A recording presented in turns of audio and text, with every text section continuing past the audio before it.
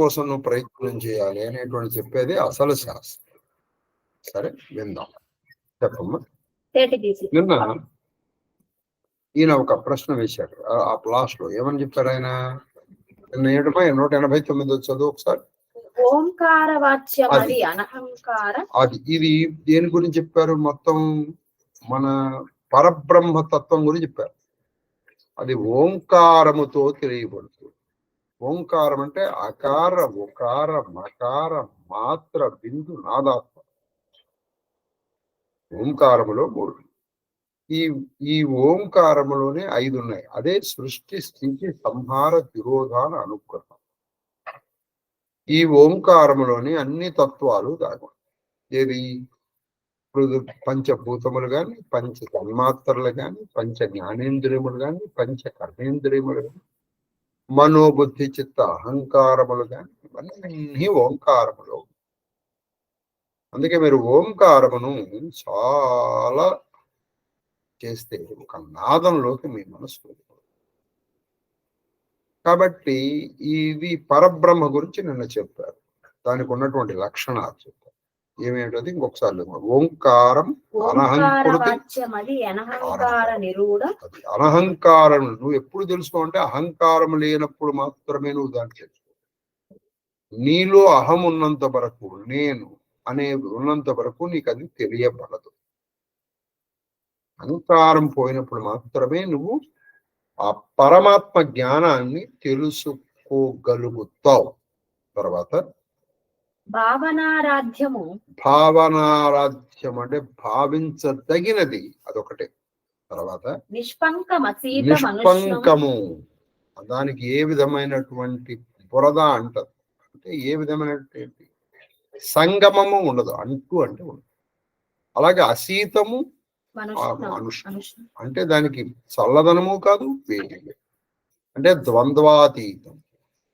నువ్వు ద్వంద్వాతీత స్థితికి వెళ్ళిపోవాలి. ద్వంద్వాతీత స్థితి అంటే ఎక్కడైతే నీకు లాభము నష్టం, మనం మొత్తం ఇప్పుడు రెండిట్లోనే ఉంటాం. చూడండి, అయితే ఇష్టం లేదా ఇష్టం, ప్రేమ ద్వేషం, లాభం నష్టం, శీతం ఉష్ణం. ఇప్పుడు నిన్న మన హిమక్కడిగింది అగ్ని సోమాత్మకం. అయితే అగ్ని లేదా సోమం, ఈ రెండింటిని దాటినప్పుడే నువ్వు అసలు స్థితికి వెళ్ళిపోవాలి. అది శీతము కాదు, ఉష్ణము కాదు. అటువంటిది అసలు నీకు ప్రపంచంలో ఇంకోటి లేదు. నువ్వు ప్రపంచంలో ఏదైనా తీసుకో, అయితే అది శీతము లేదా ఉష్ణం. మరి ఇదేమిటి? రెండు కాదు. మళ్ళీ రెండు కూడా ఉన్నది కూడా అదే. రెండుగా ఉన్నది అదే, రెండు కానిది అదే. శంకరం అఖిలంబునకు తృషాహరము. శంకరము అందరికీ అది మేలు చేస్తుంది. శంకరోతి. అఖిల తృషాహరము అన్ని కోరికల్ని సమూలంగా నాశనం. శివ అని ఇంకా చెప్తున్నారు. ఇంకా ఆ పరమాత్మ అప్రమేయం అవిజ్ఞేయమచల. ఇంకా చెప్తున్నారు ఈ పరబ్రహ్మ అప్రమేయము. మేయము అంటే కొలిచేది, ప్రమేయము అంటే బాగా కొలవచ్చు. ఇది అప్రమేయం, దీన్ని కొలవలేవు. ఎందుకని కొలవలేవు? నీకు కొలవాలి అంటే ఏదైనా దానికి ఒక పరిమాణం ఉండాలి. దానికి ఒక పరిమాణం ఉంటే నువ్వు కొలవచ్చు. ఇది పరిమాణం లేదు. ఎందుకు పరిమాణం లేదంటే ఇది మొత్తము ప్రపంచం అంతా వ్యాపించింది అన్నాం అనుకో, ప్రపంచానికి ఒక పరిమాణం ఉంది. ప్రపంచాతీతమైన దీన్ని ఎక్కడా తెలుసుకోలేదు. అందుకే ఇది అనాధీనాది అని దీనికి మొదలు లేదు, చివరాలి. దీన్ని మొదలు లేదు, చివర లేదు. అదే మనకి ఆపాదాల నభస్థలంత భువన బ్రహ్మాండమా విస్ఫురజ్యోతిస్ఫాటిక లింగమౌళి వెలసత్పూర్ణేందు అంతామృత అని చెప్పింది. అది మొదలు లేదు, చివరి లేదు. అది అప్రమేయం, నువ్వు కొలవలేదు దాన్ని. తర్వాత అచలము, అది కదలదు. నీకు కదిలే స్వభావం ఉందనుకోండి, దానికి కొలత ఉండాలి. మొత్తం అంతా వ్యాపించింది అనుకోండి, మొత్తం అంతా వ్యాపించింది, అది ఎక్కడికి కదులుతుంది? ఇప్పుడు ఇంత ఉంది, దీని నిండా ఒకటి పెట్టేశావు, ఓ బాక్స్ పెట్టావు, బాక్స్ నిండా ఒక ఐస్ గడ్డ పెట్టేశావు అనుకుందాం. ఇప్పుడు ఈ ఐస్ గడ్డ నువ్వు కదపండి. ఎందుకని? నువ్వు ఒక వెంట్రుక వాసి తేడా కూడా లేకుండా పెట్టేసావు, ఒకటి కదలదు. కాబట్టి ఈ ప్రపంచంలో ఉన్నదంతా ప్రపంచం తర్వాత కూడా ఉంది అది. కాబట్టి అది ఎక్కడికి కదులుతుంది? అది అచలం. ఇవన్నీ చాలా పరమాత్మ పరబ్రహ్మతో సంకేతమైనటువంటి మాటలు. తర్వాత ఆది విరహితము, దానికి మొదలు లేదు. మొదలు ఎందుకు లేదు? నువ్వు కొలవాలంటే దానికి మొదలు ఉంటుంది. నువ్వు కొలవడం స్టార్ట్ చేసావండి.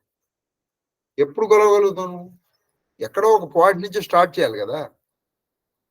నీకు పాయింట్ జరగాలంటే దాని చివర దొరకాలి. నీకు 2 చివర్లు దొరకాలి నీకు, ఒకటి ఆది, ఒకటి అంతం. కాబట్టి ఇది ఆది లేదు, అంతము లేదు. ఇది ఆది లేదు, అంతము లేదు. కాబట్టి అంతము లేదు, కాబట్టి ఇది ఏంటిది? అనంతం. ఆది లేదు కాబట్టి ఇది అనాది. అనాది అంటే ఆది లేనిది. అంతము లేనిది కాబట్టి ఇది అనంతం. అంతము చివర లేదు. ఇదే ఆయన విశ్వరూప సందర్శనం చెప్పినప్పుడు కూడా అనేక బాహూదర భక్త నేత్రం పశ్యామిత్వం సర్వతోనంత రూపం. సర్వతో అనంత రూపం. ఆయన ఎక్కడ పడితే అక్కడే కనిపిస్తుంది. అసలు దీనికి మొదలెక్కడ చివరెక్కడ తెలియట్లే. నాంతం, దీనికి అంతం లేదు. నా మధ్యం. ఇప్పుడు మధ్యం ఉండాలంటే నీకు 2 చివర్లు ఉన్నాయనుకోండి, ఆ 2 చివర్లకు పెట్టుకుని దాని మధ్యలో తీసుకోవచ్చు. అసలు ఆది లేదు, అంతము లేదు అంటే దానికి మధ్య అయినా నాంతం నమధ్యం నా పునస్తవాది పశ్యామి విశ్వేశ్వర విశ్వం. కాబట్టి ఇక్కడ విరాట్ తత్వం ఎలా ఉంటుందంటే, నిర్గుణ పరబ్రహ్మని మనకేం చేశారంటే మనకు అర్థం కావడం కోసం ఒక పెద్దగా చేసేసి తీసుకొచ్చారు. పెద్దగా లేదు. ప్రహ్లాదుడు దర్శించింది విశ్వరూపం. ఆయన అందుకే చెప్పాడు కలడంబోది కలడు గాలి. అందుకే ఎక్కడ చూసినా ఆయనే కనిపిస్తున్నాడు. ఈయనకి ఎక్కడ చూసినా కనిపించారు, ఈయనకి కనిపించారు. అది సంగతి.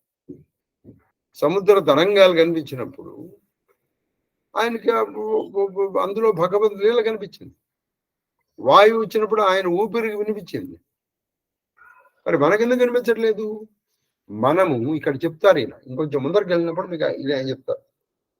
మనము ప్రకృతితో ముడిపడు. ప్రకృతి అంటే ఈ శరీరమే నేను, దీంతో ముడిపడి ఉన్నాం. ఈ పంచభూతములతోనూ పంచ తన్మాత్రలతోనూ పంచ జ్ఞానేంద్రియులు పంచ కర్మేంద్రియములతో ముడిపడి ఉన్నటువంటి మనకి అది అసలు అర్థమే కాదు. It is definitely an abstract subject, but it is not abstract, it is not ambiguous, it's very crystal clear. నువ్వు కన్ఫ్యూజన్ లో ఉండి సబ్జెక్ట్ కన్ఫ్యూజింగ్ సబ్జెక్ట్ అంటే ఎట్లా? నువ్వు పెద్ద కన్ఫ్యూజన్ లో ఉన్నావు. నువ్వు అంబిగ్యూటీలో ఉండి సబ్జెక్ట్ చాలా క్లియర్ గా ఉంది. మరి 5 ఏళ్ల కుర్రాడికి అర్థమైంది, ప్రహ్లాదుడికి. మనకి అర్థం కావట్లే. మనకేంటి వాళ్ళ నాన్నకి అర్థం కదా. ఇది ఎంతో తపస్సు చేసినాం కాబట్టి తపస్సు వల్ల ఏమన్నా సాధించాడు ఆయన? మరి ప్రహ్లాదుడు అటువంటి తపస్సు ఏమైనా చేశాడా? చాలా చక్కటి ఉదాహరణ లేదు. వినండి, ప్రహ్లాదుడు అంత తపస్సు ఏమైనా చేశాడా? చేయలేదే. ఏది వాడు కొన్ని చెట్టు కొమ్మ మంచడం, ఒంటి కాలు మీద నుంచోవటం, అలా సూర్యుని చూసేయడం, ఇవేమీ చేయలేదు. మరి అది చేసిన ఆయనకు అర్థం కాలేదు. కాబట్టి ఇందాక మీకు నేను చెప్పాను వివేక చూడమల్ల, నువ్వు చేసింది ఎందుకు పనికి వస్తుంది అంటే మళ్ళీ భగవంతుడి చేతిలో చనిపోవడానికి పనికి వచ్చింది. అదే ఆత్మానాత్మ విజయక జ్ఞానం చేసిన ప్రహ్లాదుడు పునరావృతి రహిత శాశ్వత పరబ్రహ్మలోకానికి వెళ్ళిపోయాడు కదా. ఇప్పుడు గజేంద్రుడు కూడా కోరుకున్నది అదే. గజేంద్రుడు కేవలం రక్షణ కోరుకుంటే సరిపోయేది, కానీ అది కోరుకున్నది అది కాదు. ఆయన కోరుకున్నది మోక్షం. ఇప్పుడు గజేంద్ర మోక్షం అది. ముసలి నుంచి విముక్తే కనుక కోరుకుంటే ఆయన అంత దూరం నుంచి బరివితు రావాల్సిన అవసరం లేదు. అక్కడి నుంచి ఒక చక్రం పంపిస్తే అది చంపేది. ఫినిష్. ఆయనకి సంసారం మీద మోహం పోయింది, పరబ్రహ్మ మీద ఆసక్తి అది తర్వాత.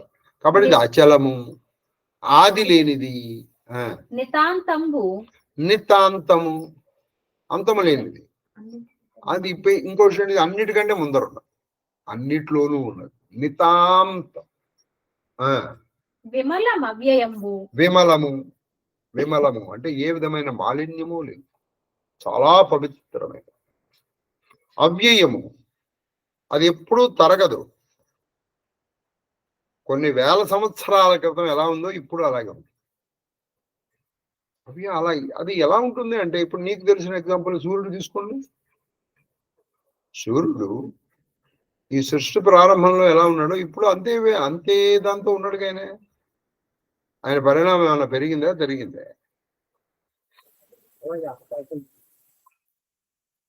కాబట్టి నీకు తెలిసిన ఇదిలోనే ఉంటే వీటికి ఆధారమైనటువంటి ఆ పరబ్రహ్మ అవ్యయుడు అంటే తరగని వాడు, ఎప్పుడు అలాగే ఉంటుంది. అది పుండరీకాక్ష మనక్షయ విషయ. ఇక్కడ ఒక్కసారి ఉన్నట్టుండి ఈ నిర్గుణ పరబ్రహ్మని గభాల సగుణం తీసుకొచ్చారు. ఇంతటి వాడు పుండరీకాక్షుడు, విశాలమైన కళ్ళు గలవాడు. ఏమిటి, అందుకే ఆవిడ పేరు విశాలాక్షి, కామాక్షి, మీనాక్షి. ఆవిడ ఎంత విశాలములంటే ప్రపంచం అంతా చూడగలదు. ప్రపంచం కాదు, నీలో కూడా చూడగలదు. మన కళ్ళు ఉన్నాయనుకోండి, పైన కొరికే కదా చూడగలదు, నీ లోపలకి ఏది ఉందో కూడా చూడగలదు. నీ అంటే కేవలం మనుషులు కాదు, అందరి అంతరాత్మలో ఉన్నది కూడా చూడగలదు. కాబట్టి అంత విశాలమైనది, అంత దీర్ఘమైనటువంటి దృశాద్రాఘీయస్య దరదళిత నీలం అని చెప్తారు. కాబట్టి అలాగే చాలా విషయం. కాబట్టి ఆయన పుండరీకాక్ష, ఏ పేరు తలుచుకుంటే మనం పవిత్రం అయిపోతామో అటువంటి పేరు చెప్తారు. తర్వాత పుండరీకాక్ష మనక్ష విషయం, అది అనక్ష విషయము. నువ్వు ఆయన్ని తెలుసుకోవాలి అంటే నీ ఇంద్రియములతో అవాంగ్మానస గోచరము, ఆయన గురించి చెప్పారు వేదం. అప్రాప్య మనసా సహా అవాంగ్ మానస గోచరం అంటే నువ్వు వాక్కులతో చెప్పలేవు, మనస్సుతో ఊహించాలి. అప్రాప్య మనసా సహా, మనసుతో కూడా ఆయన నువ్వు పొందలేవు, అంటే నువ్వు ఊహించలేవు. ఆ తత్వము ఊహాతీతం. అందుకే నీకు అర్థం కావడానికి కొన్ని చెప్పి ప్రతి చోట లలిత ఆసనలో చెప్పడం చూడండి, గుణాతీత. ఎవరే నువ్వు గుణాలు అనుకుంటున్నావేమో, ఇది కాదు, దీనికి అతీతం. లోకములు అనుకుంటున్నావు, లేదు, లోకాతీత దీని తర్వాత ఉంది. ఇది నీకు కొంతవరకు తెలుసుకోవడం వరకే, నీకు కొంతవరకు తెలుసుకున్నంత వరకు ఇది నీకు పనికొస్తుంది. ఆ తర్వాత నీకు ఇక నువ్వు స్వానుభవంతో తెలుసుకోవలసిందే. ఇప్పుడు ఈ చెప్తున్నది కూడా సనత్ కుమారుడు ఎంతవరకు చెప్పగలడు అంతవరకు చెప్తున్నాడు. మిగతావి ఇక స్వానుభవం. స్వానుభవం అంటే నేను మీకు అనేక మార్లు చెప్పాను, certain things can only B experienced, cannot be explained. అవి నువ్వు అనుభవించగలవే గాని వర్ణించలేవు.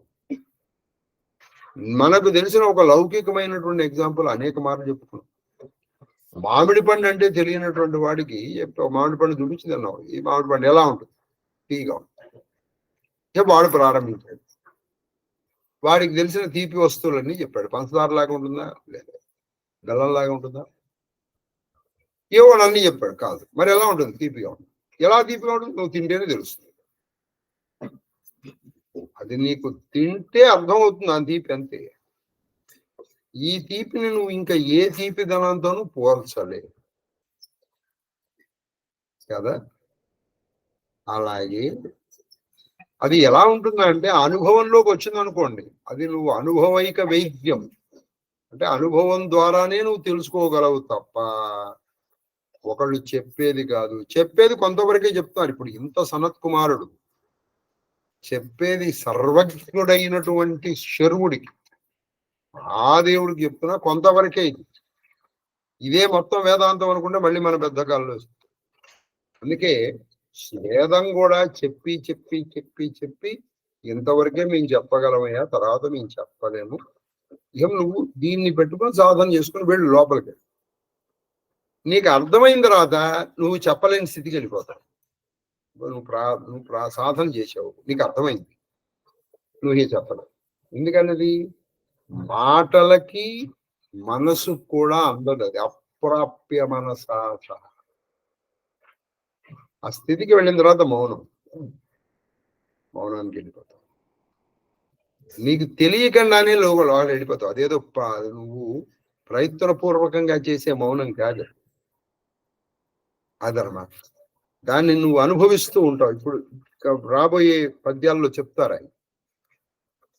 అప్పుడు అటువంటి స్థితి ఎలా ఉంటుందంటే తనలో తన్ని తను వింటాడు, తన్ని తను చూస్తాడు, తనలో తను ఉంటాడు. అదే స్వరూప నిరూపణ. నీ రూపమని నిరూపించేటువంటి వాడే గురువు. అందుకే నాయన నువ్వు ఈ మంత్రం చేయరా, నీకు డబ్బు కలిసి వస్తుంది, నీకు వాహన యోగం వస్తుంది, నీకు కళ్యాణ యోగం అయిపోద్ది, నువ్వు ఇల్లు కట్టుకుంటావు అని చెప్పేవాడు గురువు కాదు. గురువు అనేటువంటి వాడు అంటే నీకు పరబ్రహ్మ ప్రాప్తి కోసం దోహదపడేవాడు గురువు. అదే తప్పితే నువ్వు ఎప్పుడు చేసినా నువ్వు ఈ లౌకికమైనటువంటి విషయాల కోసమే గురువు దగ్గరికి కూడా మీరు కూడా వెళ్ళకూడదు. వెళ్ళి మీ సమయాన్ని వృధా చేసి ఏ కాస్త సమయం ఆయన కూర్చుంటే ఆయన ఎందుకు వృధా చేస్తారు? లౌకిక విషయాల కోసం మీరు వెళ్ళవలసిన వాళ్ళు ఏవో చాలా మంది ఉన్నారు, వాళ్ళ దగ్గరికి వెళ్ళాలి. తర్వాత చూడండి, అచ్యుతము. అది అచ్యుతము. అచ్యుతము అంటే ఉన్న స్థితి నుంచి జారదు. అచ్యుత అంటే ఉన్న స్థితి నుంచి ఎప్పుడూ జారదు. ఉన్న స్థితిలోనే ఉంటుంది. దానికంటే ఉన్నత స్థితి దానికంటే అసలు లేదయ్యా.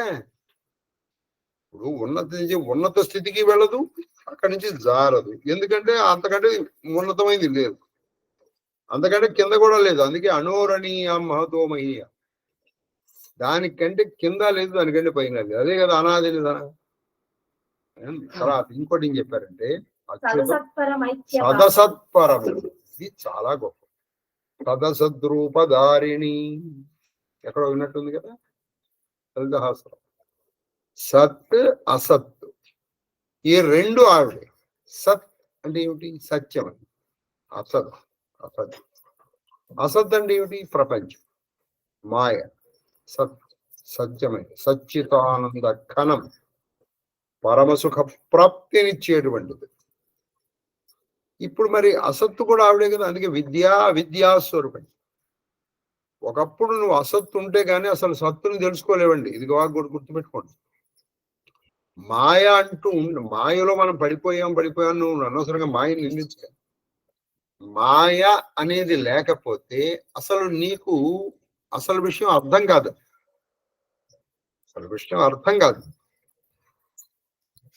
ఈ మాయను నువ్వు దాటితే అసలు విషయం అర్థం.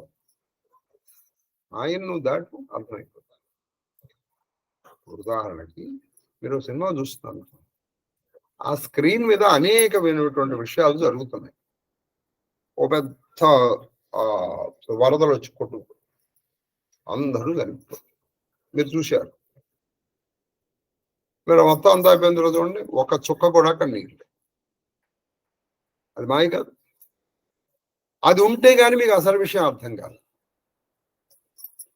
కాబట్టి మాయల్లో ఉంటూ మాయని దాటటమే మానవ ప్రయత్నం.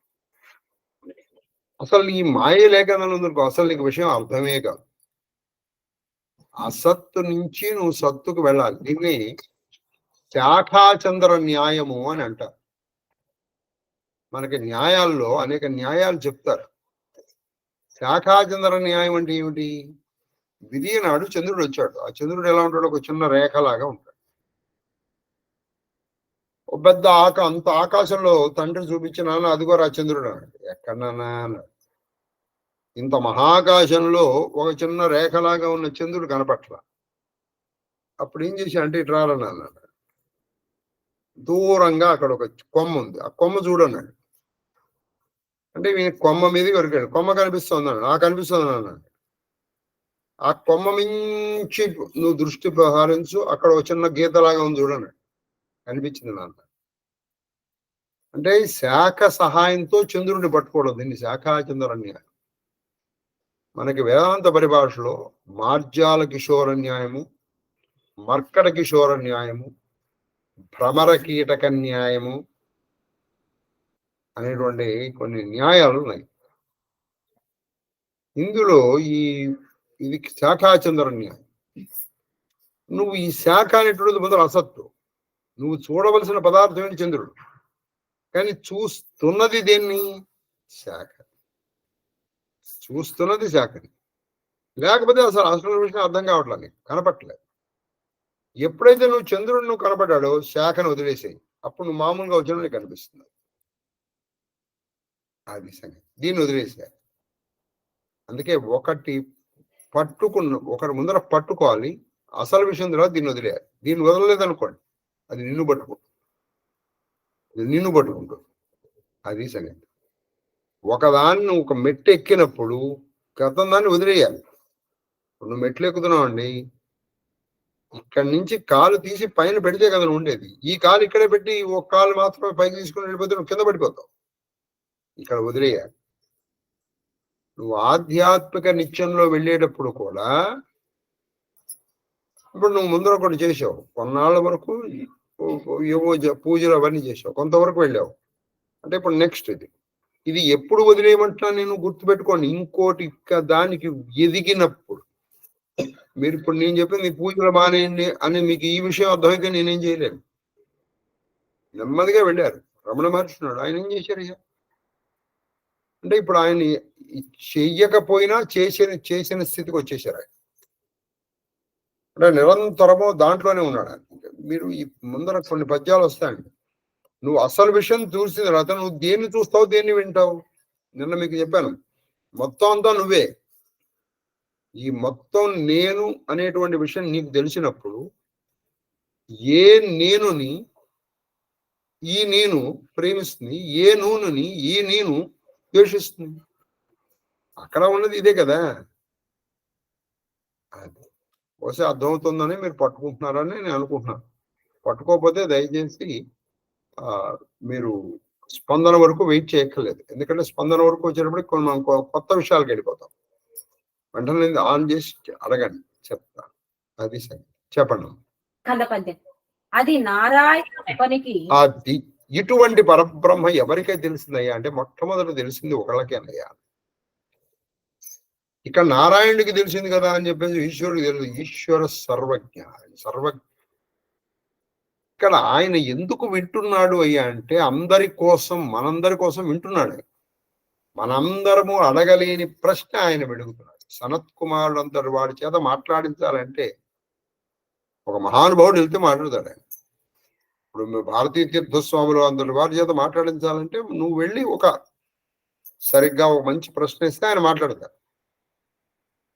నువ్వు రామాయణం సరిగ్గా రాయలేని వాడివి నువ్వు వెళ్ళి ఏమండి రాముడు అన్నావు కాబా అంటాడు. అల్లి మొహం కూడా చూడు, అంతే కదా. కాబట్టి సనత్ కుమారుడు చేత అంతటి వాడి చేత మాట్లాడించాలంటే మహాదేవుడు కదలాలి. అందుకని కదిలాడు తప్పితే ఆయనకి ఏదో తెలియదని మీరు నిర్ణయానికి రాకండి. అందుకే ఇప్పుడు ఏం చెప్తున్నారు, నారాయణునికి ఇది మొట్టమొదటి తెలుసు అయ్యా. ఇదంతా నారాయణునికి ఇది విదితము తెలుసు. నారాయణుడు విదితం అతని వలన సురలు వివిధ మునులు నిర్మద సిద్ధ సాధ్య గణములు మొదలగు సుబోధములు. ఇదిగో మొట్టమొదటి ఈ విషయం తెలిసింది నారాయణుడు. ఆ నారాయణుడి ద్వారా అనేక మంది దేవతలు, మునులు, తర్వాత మదము అంటే అహంకారము లేనటువంటి సిద్ధులు, సాధ్యులు, కిన్నెరులు, కింపురుషులు వాళ్ళకి క్షేత్రమైంది. అంటే తెలుసుకోబడింది ఆయన ద్వారా. అంటే మనం గురు పరంపర ఎక్కడ ప్రారంభమైంది? నారాయణ సమారంభం వ్యాస శంకర మధ్యమ. అది అక్కడ ఆయన తెలుసుకున్నాడు. దీన్ని తెలుసుకుని ఆయన దీన్ని ఈ పరంపరని వ్యాప్తి చేశారు ఆయన. తర్వాత వచనం అట్లైన నా తత్వంబు అట్లైన నా తత్వంబు దృశ్యత్వం నిరూఢంబుగాదెట్లనిన దృశ్యత్వము నిరూఢంబుగాదెట్లనిన వినుము వినుము బంధ విముక్తుండు కదా కనువాడు. బంధ విముక్తుండు కదా కనువాడు. ఇప్పుడు చెప్పాడు. మరి ఆ పరతత్వాన్ని నేను చూడొచ్చా అంటే నువ్వు చూడలేవు. ఎందుకు నువ్వు చూడలేవంటే ఎవరు చూడగలుగుతాడు? నువ్వు ఈ పంచభూతములు, పంచ తన్మాత్రలు, పంచ జ్ఞానేంద్రియులు, పంచ కర్మేంద్రియములు, తర్వాత మనోబుద్ధి అహంకారములు అనేటువంటి ప్రకృతిని దాటిన వాడు చూడగలడు. నువ్వు ఈ ప్రకృతిలోనే ఉన్నావు అనుకో, అంటే నువ్వు ఈ బౌండరీస్ దాటలేవు. నువ్వు అప్పుడు ఆయన ఎలా చూడగలుగుతావు? చూడలేవు. ఆయన గురించి ఆయన్ని చూడను లేవు, ఆయన గురించి తెలుసుకోను లేవు. నువ్వు ఈ ప్రకృతిలోనే ఉన్నంత వరకు నువ్వు ఆయన్ని చూడలేవు. అది దృశ్యము కాదు. అంటే నీకు అది చూడబడదు, నీ చేత చూడబడదు. ఎందుకని? నీకెందుకు చూడబడదు చూసారా? ఇప్పుడు మీకు అందుకే ఇవాళ ఉపన్యాసం ప్రారంభించేటప్పుడు చెప్పాను, నాకు వెళ్ళానండి దర్శనం అయిందండి. ఏమిటయ్యా నీకు దర్శనం అయింది చెప్పండి. మనము చాలా ఆలయాలకు వెళ్ళేసి ఆ ఆలయంలో ఏదో దర్శనం అయింది అనుకుంటున్నావు. దర్శనం అయింది ఏమిటి అక్కడ? నీకు నిజంగా దర్శనం అయింది అనుకోండి, నువ్వు మళ్ళీ వెళ్ళవు. నీకు ఇక్కడ కనపడింది నీకు ఎక్కడా కనపడదు. నీకు అక్కడ కనపడింది అని అనుకుంటే అది క్షేత్ర మహిమ. ఇక్కడ ఇది మహిమ కాదు అది. కాబట్టి అదే దేహోదేవాలయం. కాబట్టి నీకు దృశ్యము కాదు, నువ్వు ఈ దీంట్లో ఉన్నది. ఇది మనం ఒక మహావిద్యను గురించి మాట్లాడుకుంటున్నాం అండి. ఇదేదో చిన్న కోరిక మీకు చాలాసార్లు చెప్పండి, ధన కనక వస్తు వాహనాలు ఇచ్చేది కాదు ఇది. ఇది ఇవ్వదు కూడా. అటువంటి వాడు దీని గురించి అసలు చెప్పొద్దని చెప్పాడు. తర్వాత చంపకమాల, స్మరహర. స్మర అంటే మన్మధుడు. మన్మధుడికి స్మరుడు అని పేరుంది. స్మరహరాయ నమః. ఈ స్మరహర ఇప్పుడు చెప్తున్నారు. అది నీకు కనపడదు. ఎందుకు కనపడదు అంటే నీకు అంటే ఇక్కడ మహాదేవుడికి కాదు, ప్రకృతిలో ఉన్నటువంటి వాడు. పొందునింద్రియ సమాజయుగంబు. అది స్పరహర పొందునింద్రియ సమాజము. పొందునింద్రియ సమాజయుగము. మనంబు బుద్ధియున్ పరువడిమై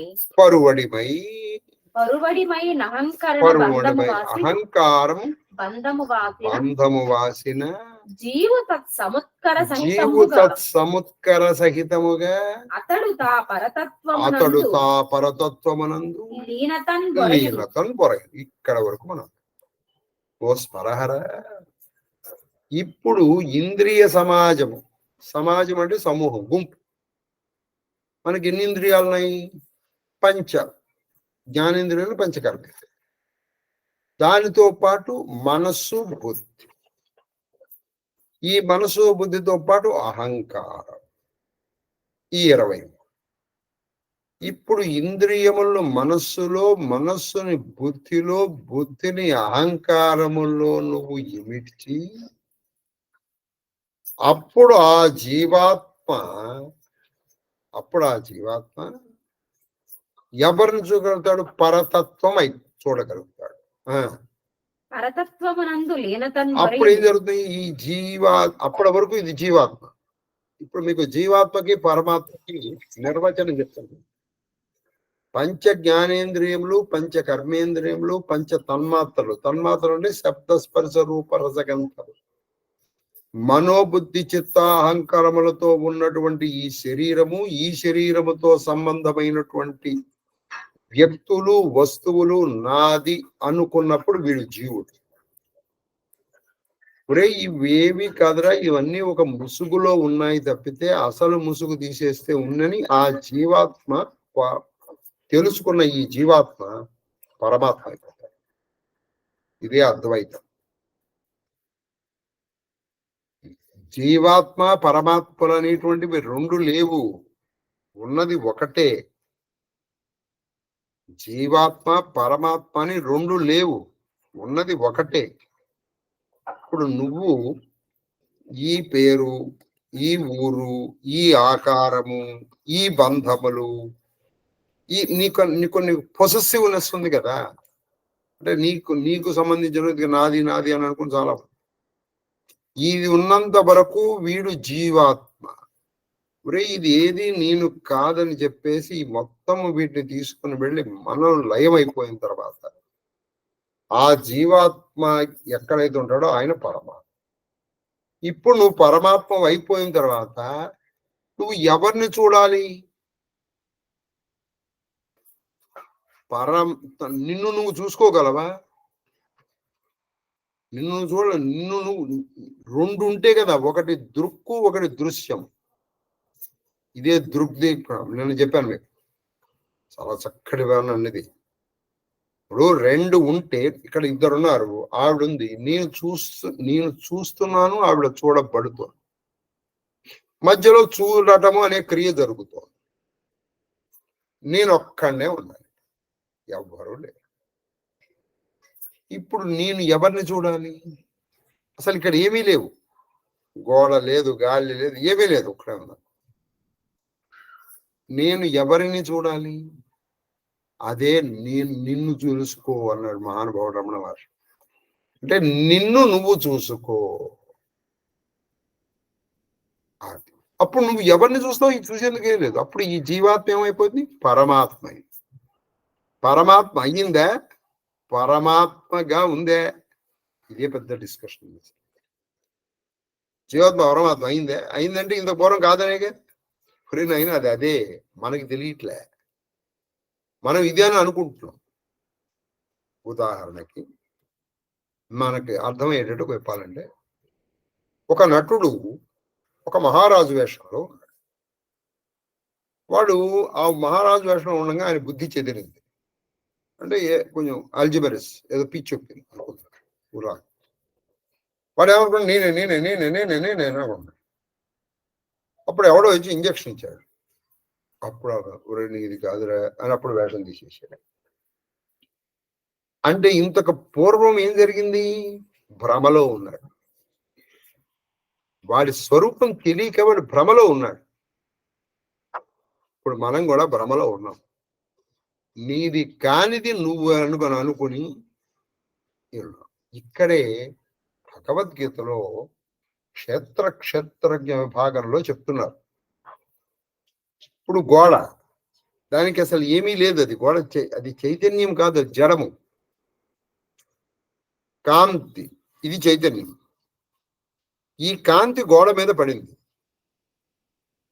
ఈ గోడ ఏమనుకుంటుంది? కాంతితో కలిసిన గోడ.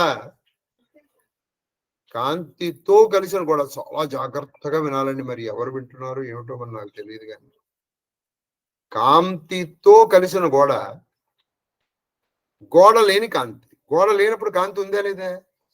ఖచ్చితంగా ఉంది. దానికి ఏ వికారాలు లేవు.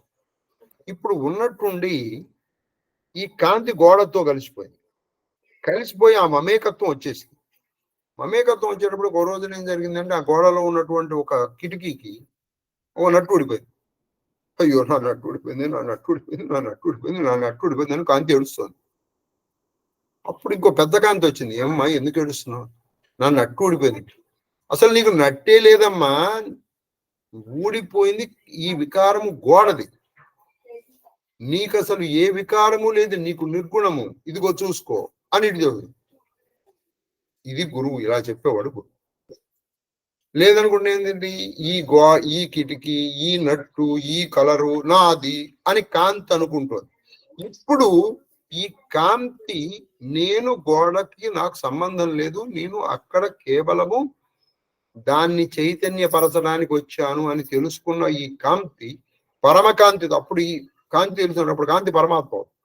ఈ కాంతి గోడతో మమైకమైంది అనుకో, జీవుడు అయిపోతాడు. బహుశా అర్థమైందని నేను అనుకుంటున్నాను. అర్థం కాకపోతే నమస్కారం, క్షమించండి. నాకు తెలిసిన నా తెలివితేటలన్నీ ఉపయోగించి చెప్పాను, చెప్పబడింది. ఇప్పుడు ఈ వికారం, ఈ కలర్ తీసుకుందాం, లేదా కలర్ ఓడిపోయింది అనుకోండి. అలాగే ఇప్పుడు నువ్వు కూడా, ఇప్పుడు మన ఎగ్జాంపుల్ చూద్దాం. ఇప్పుడు నా వేలు ఇరిపోయిందండి, లేదా నీకు సంబంధించింది ఏదో పోయింది అనుకో, వాడు పోయాడండి, వీడి పోయాడండి, ఆడిపోయాడండి, ఇలా ఏడుస్తున్నావు అనుకో. ఉరి ఏమైందిరా, ఏంటి ఏడుస్తున్నాడు, ఆడిపోయాడు, ఉరి అది నీ వాడు కాదు, అసలు నీకు వచ్చేది లేదు, పోయేది లేదు, నువ్వు అది అని తెలుసు.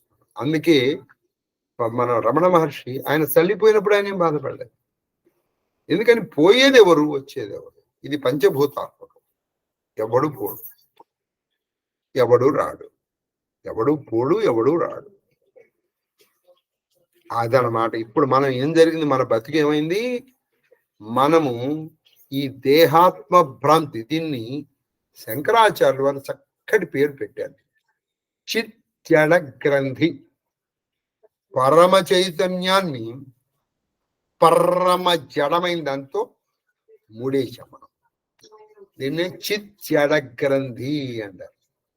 పరమ చైతన్యం ఒకటి, అది నిష్కళంక, ఇందాక మనం చెప్పుకున్నవన్నీ వచ్చేస్తాయి. అది అప్రమేయము, అక్షరము, నిరంజనము, నిర్వికల్పము, నిరామయము, అచ్యుతము, అనాది అనంతము, అవ్యయము అయినటువంటి దాన్ని, ఇక దానికి ఆపోజిట్ గా ఇవన్నీ తీసుకో. ఏది అశాశ్వతము, తర్వాత రోగగ్రస్తము, తర్వాత మాత్సర్యపూరితము అయినటువంటి దాంతో దీన్ని కలిపి దీనికి మనం ఏడుస్తాం. ఒకడు వచ్చాడని, ఒకడు పోయాడని ఒక బాధ కలిగిందని. అందుకే ఆ మహానుభావుడు రమణ మహర్షి సర్కోమా వ్యాధి వచ్చినా ఆయన బాధపడలేదే. వచ్చింది శరీరానికి, పోయేది శరీరం. నేను అలాగే ఉన్నా అని వెడగొట్టు, దాన్ని వెడగొట్టు.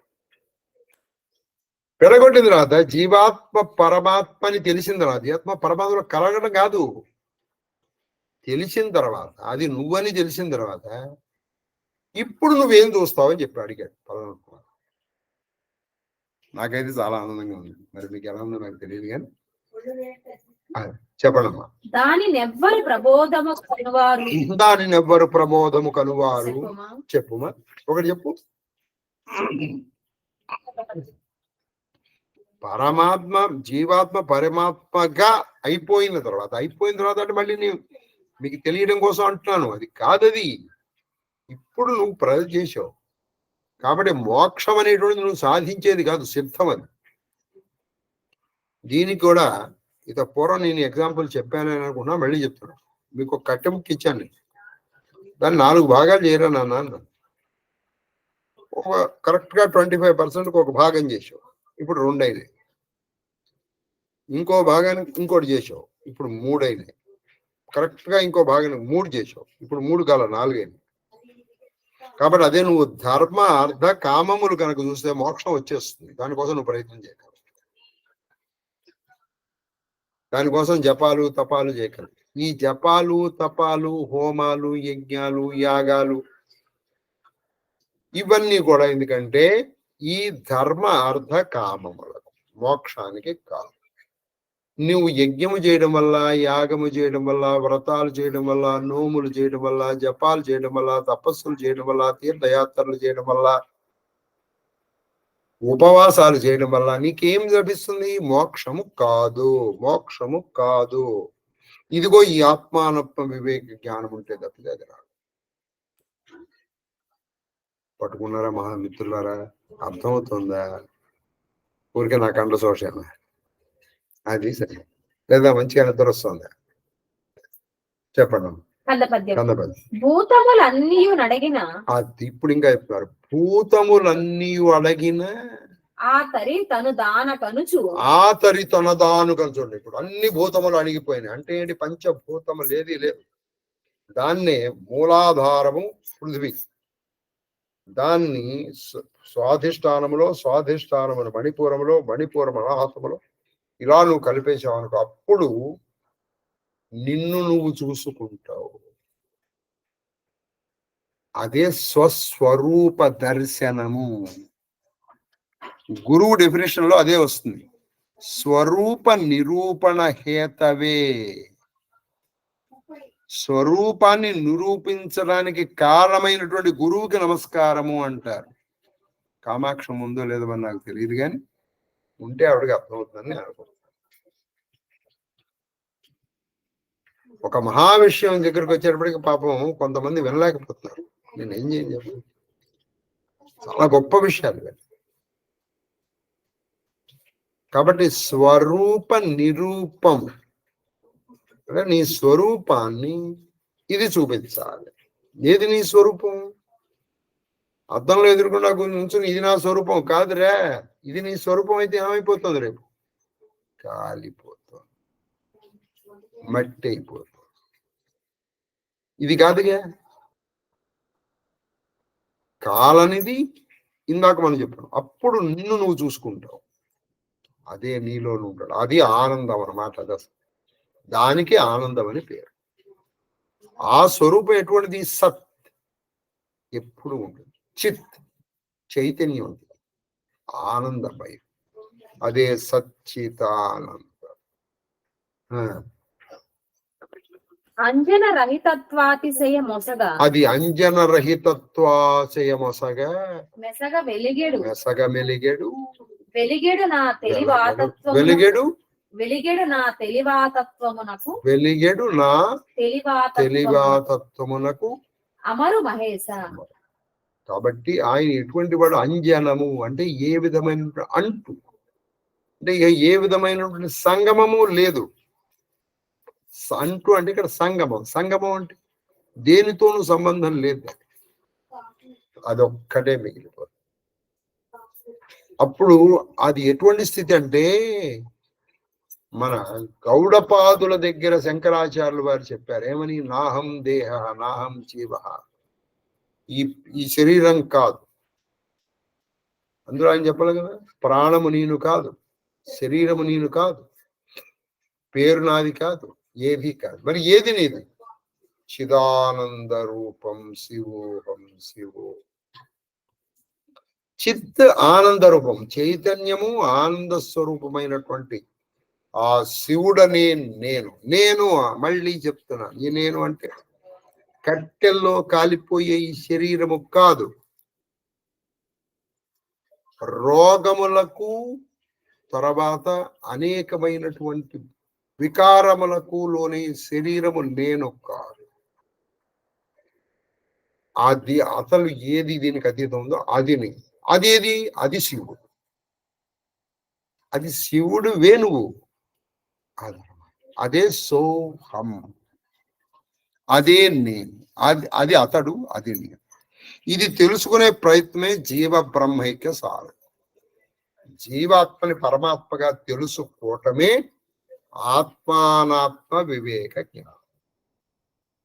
ఈ కాంతి గోడ కలిసిపోయి ఈ గోడతో కొన్ని వేల సంవత్సరాలుగా లేదా వందల సంవత్సరాలుగా ఉన్న అనుబంధం మూలంగా గోడకున్న వికారాలన్నీ తనకుంటున్నాయనుకున్నటువంటి కాంతికి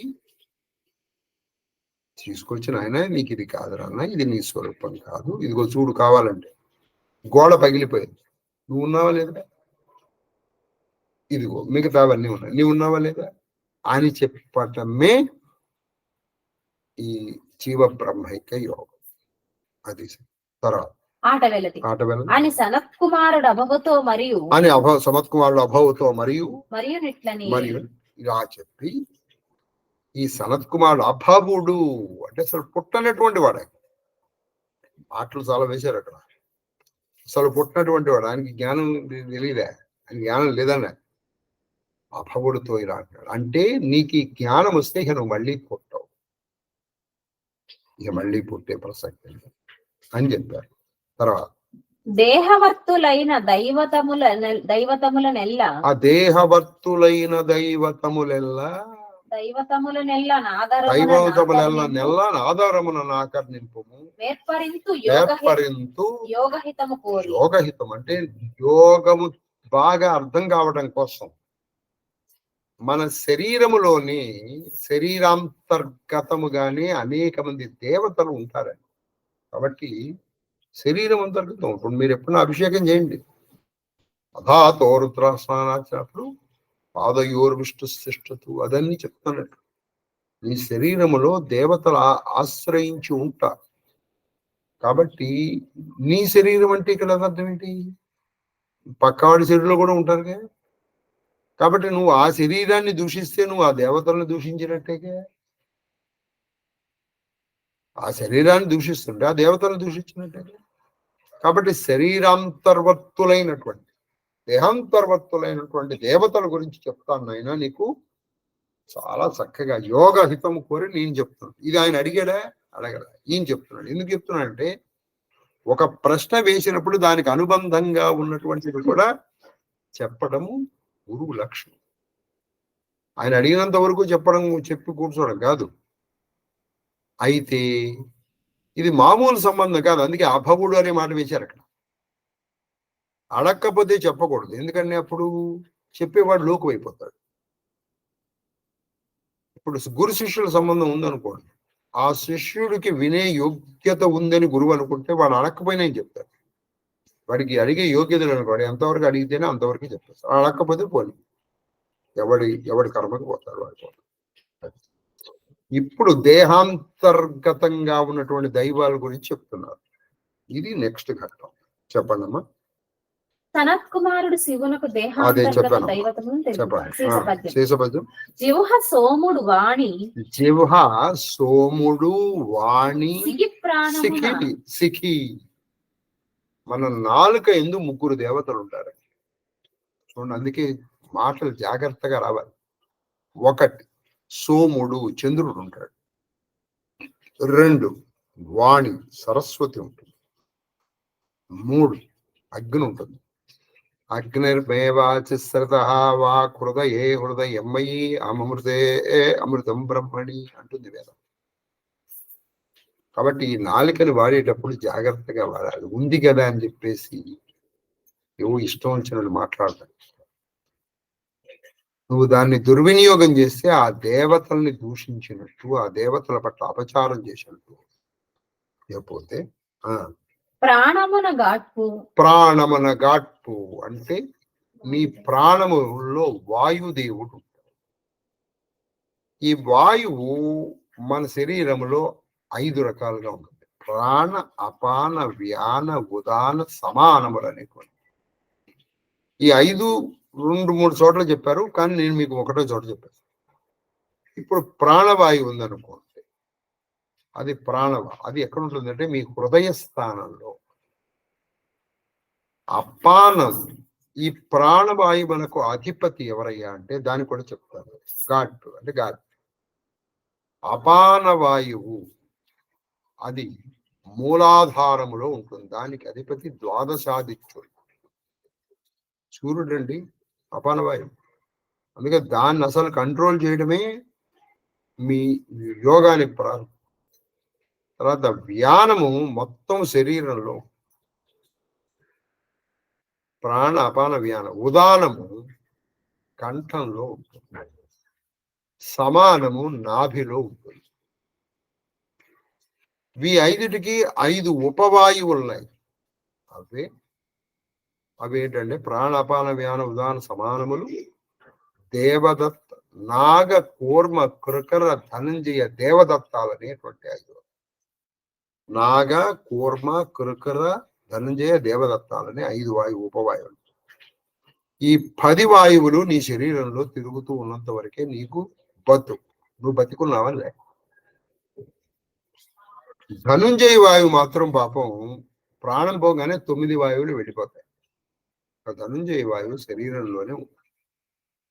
అది కపాల మోక్షం అయిన తర్వాత వెళ్ళి, కపాల మోక్షం కానంత వరకు అది అలాగే ఉంటుంది. అది తర్వాత ఘాట్పు ఉదానంబునందు అంటే ఉదానందు శతహ్రదాళి అంటే ఉదానమునందు శతహ్రదుడు అంటే మెరుపులు. ఇప్పుడు చూడండి, మన ప్రాణమునకు అధిపతి వాయువు, ఉదానమునకు అధిపతి మెరుపులు. ఆ ఉదానం ఎక్కడ ఉంటుంది? కంఠంలో. వ్యానస్థానాంతరవర్తులై వ్యానస్థానాంతరవర్తులై పర్జన్యుడు. ఇప్పుడు వ్యానం ఎక్కడ ఉంటుందంటే ఈ పని మొత్తం శరీరం, ఈ శరీరంలో పర్జన్యుడు అంటే వర్షమనకు అధిదేవత, మేఘబలు అనుకోవచ్చు మీరు. మేఘ వ్యానమునకు అధిదేవతలు అధిదేవతలు కూడా చెప్తున్నారు. ఇంకా వ్యాన తర్వాత పర్జన్య గగనములు, గగనము అంటే ఆకాశం. తర్వాత బలమున కౌశికుండు, బలమున కౌశికుడు అంటే ఇంద్రుడు. బలములో ఇంద్రుడు ఉంటాడు.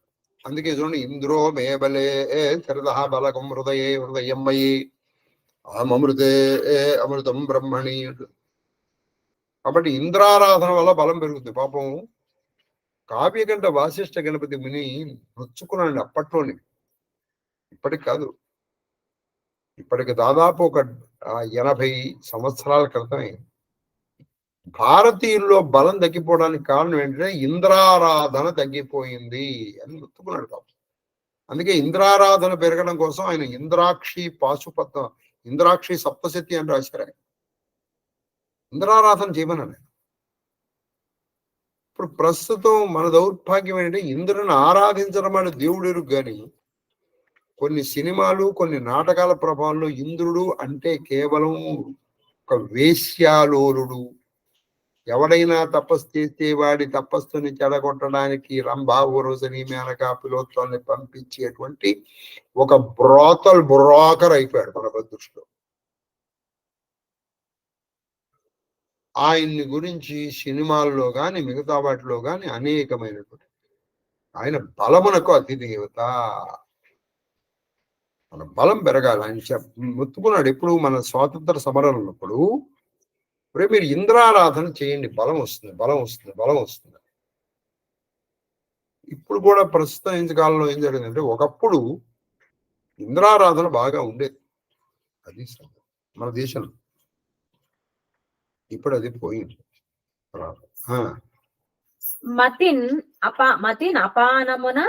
మతిన్ అపానమున సమానంబునందు ఈశాన. అది మతినపానమున అంటే అపానమునందు ఎవరుంటారు ఏంటి అంటే మతినపానం. అపాన వ్యానందు అపనములో మతి అంటే ద్వాదశాది. అంటే మతి అపానమున బుద్ధిలో ఈశానుడు. మిత్ర అప్సరస సమితులు. చూడండి, అపానంలో అంటే మిత్రుడు అంటే సూర్యుడు. అప్సరసలు ఎక్కడ ఉంటారంటే సమానములో. సమితులు అక్షులందు కళ్ళయందు సూర్యుడు. చూడండి, సూర్యుడు ఉంటాడు కళ్ళలో. అదే చక్షుర్మే సూర్యో మే చక్షుశ్రదా చక్షుర్ హృదయే. అందుకే అభిషేకం చేయండి, ఆయన ఇవన్నీ తెలుస్తాయని చెప్పారు. కాబట్టి కళ్ళల్లో సూర్యుడు ఉండాలి సార్. కాబట్టి మీరు సూర్యారాధన చేయండి, మీ కంటి సమస్యలు పోతాయి. ఇప్పుడు మళ్ళీ మనకి ఇందులోనే ఈ పోవటానికి కాదు, ఇక్కడ ఈ దేవతలను ఆరాధన చేస్తే మీ శరీరంలో ఆ శరీర అవయవానికి ఏదైనా ఇబ్బంది కలిగినప్పుడు ఈ దేవతలను ఆరాధన చేస్తే ఆ ఇబ్బందుల నుంచి మీరు బయటికి రావచ్చు. ఎందుకంటే మళ్ళీ ఏదో ఒకటి కారణం చెప్తే కానీ మనం ఆరాధన చేయం కదా.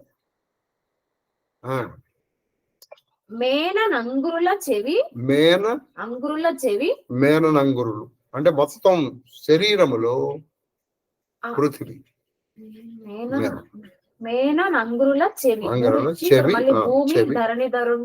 చెవి ధరణి అంటే చెవుల్లో ఎవరుంటాయనంటే దిక్కులు. చెవుల్లో దిక్కులు. దిశో మే సురోత్రే శరద. అంగురులు అంటే పాదముల. ధరణిధరుడు అంటే భూమిని పోయించాడు అంటే విష్ణుదేవుడు. అధోతోర్చనండి పాదోర్మే విష్ణు శిష్టతు. మీ పాదములు అందు విష్ణువు ఉంటాడు. ఇది నా పాదములు మీ పాదములు కాదు, ప్రపంచంలో మనిషిలో. కాబట్టి మీరు కాళ్ళు కడుక్కొని చేతులు ఎందుకు ఇస్తారంటే విష్ణువుని కడుగుతున్నారు మీరు పాదాలు. ఆ భావంతో మీరు కాళ్ళు కడగండి ఎవరికైనా. ఆ భావంతో ఎవరికైనా మీరు నమస్కారం చేయండి, అది తీసుకెళ్ళి. తర్వాత మేనం భూమి, మేన భూమి, మొత్తం శరీరం అంతా భూమి ఉంటుంది. పృథివీ మే శరీరేశత, శరీరకు హృదయం పై. తర్వాత ఉపస్తమనం ప్రజాపతి, ఉపస్తమన ప్రజాపతి. ఉపస్థు అంటే జననేంద్రియం, ప్రజాపతి అక్కడ ప్రజాపతి అంటే బ్రహ్మ అని కూడా చెప్పుకోవచ్చు. ప్రజాపతులు అంటే ఇక్కడ కశ్యపుడు, దక్షుడు లాంటి ప్రజాపతులు అని కూడా చెప్పవచ్చు. ఈ వీళ్ళందరికీ అసలైన బ్రహ్మ అని కూడా ఉంటాడు. బ్రహ్మ 2 చోట్ల ఉంటాడు. ఇంకో చోట ఎక్కడంటే బుద్ధి యందు అనగా బుద్ధయందు అనగా బ్రహ్మయుండు, బ్రహ్మ. నీ బుద్ధిలో బ్రహ్మ ఉంటాడు. కాబట్టి నీ ప్రజాపతిలోను ఇక్కడ ఇలా అనేక మంది దేవతలు ఉంటారు ఆయన. చూడండి, ఈ ఈశానుడు కూడా ఒక చోట ఉంటాడు, ఏ వినయాయని కూడా ఒక చోట ఉన్నాడు కదా. అది బ్రహ్మయుండు నింతకు, బ్రహ్మయుండు నింతకు బుద్ధ్యమానుండనంగా, బుద్ధ్యమానుండనంగా, వెలుగునాత్మ అధిష్టాత విను, ఆ వెలుగు ఆత్మ అధిష్టాన విను ప్రబుద్ధుడన, ప్రబుద్ధుడన నబుద్ధుండు, నబుద్ధుండు. నా నొప్పునతడు మరియు. అయితే వీటన్నిటికీ ఆధారమైన బుద్ధ్యమానుడు. ఆయన బుద్ధ్యమానుడు అనొచ్చు, ప్రబుద్ధుడు అనొచ్చు, అబుద్ధుడు అనొచ్చు. ఇప్పుడు పెద్ద డిస్కషన్ జరుగుతుంది. మళ్ళీ కొంతసేపు మనం ఇంట్లోకి వచ్చేసాం. వాళ్ళు ఎక్కడెక్కడ ఉన్నారంటే హాయిగా అక్కడ తలుచుకుని అక్కడ ఆ దేవుడు ఉన్నాడు, నమస్కారం పెట్టుకోవచ్చు. ఈయనకి లోపల ఒక వ్యక్తి ఉన్నాడు. అంటే ఈ మొత్తం అందరు దేవతలు ఎవరిని ఆధారం చేసుకుని ఉన్నారో, ఇప్పుడు శరీరంలో అనేక భాగాల్లో అనేక మంది దేవతలు ఉన్నారు కదా, ఈ అందరు దేవతలు ఎవరిని ఆధారం చేసుకుని ఉన్నారో ఆయన బుద్ధ్యమానుడు, ప్రబుద్ధుడు లేదా అబుద్ధుడు అన్నట్టు. ఇందులో మాటలో తేడానే గాని ఆ తత్వములో తేడా ఏమీ లేదు. బుద్ధిమానుడన్నా ప్రబుద్ధుడన్నా అబుద్ధుడన్నా ఒకడే. అయితే ఇప్పుడు ప్రస్తుతానికి డు అని పురుష మాస్క్యులైన్ జెండర్ లో చెప్పారు కానీ దానికి అసలు అది స్త్రీలింగము కాదు, పుంలింగము కాదు, నపుంసకలింగము కాదు. అదే గజేంద్ర మోక్షంలో ఇది స్త్రీ పురుష నపుంసక మూర్తియునుగా వీటన్నిటికీ అతీతం, అది లింగాతీతం. అయితే మనకి అర్థం కావడం కోసం డు అని ఒక పుంలింగ స్వరూపంలో చెప్పారు, పుంలింగ స్వరూపంలో చెప్పారు. దానికి ఏది లేదు. దానికి ఆత్మకి లింగం ఏముందండి? అది స్త్రీ కాదు, పురుషుడు కాదు, నపుంసకుడు కాదు. అది కాబట్టి బుద్ధ్యమానుడన్నా ప్రబుద్ధుడన్నా అబుద్ధుడన్నా ఒకటే అవి విడిగా లేవు. తర్వాత కందపద్యం. ఈ దైవతములనన్నిటిని అన్నిటిని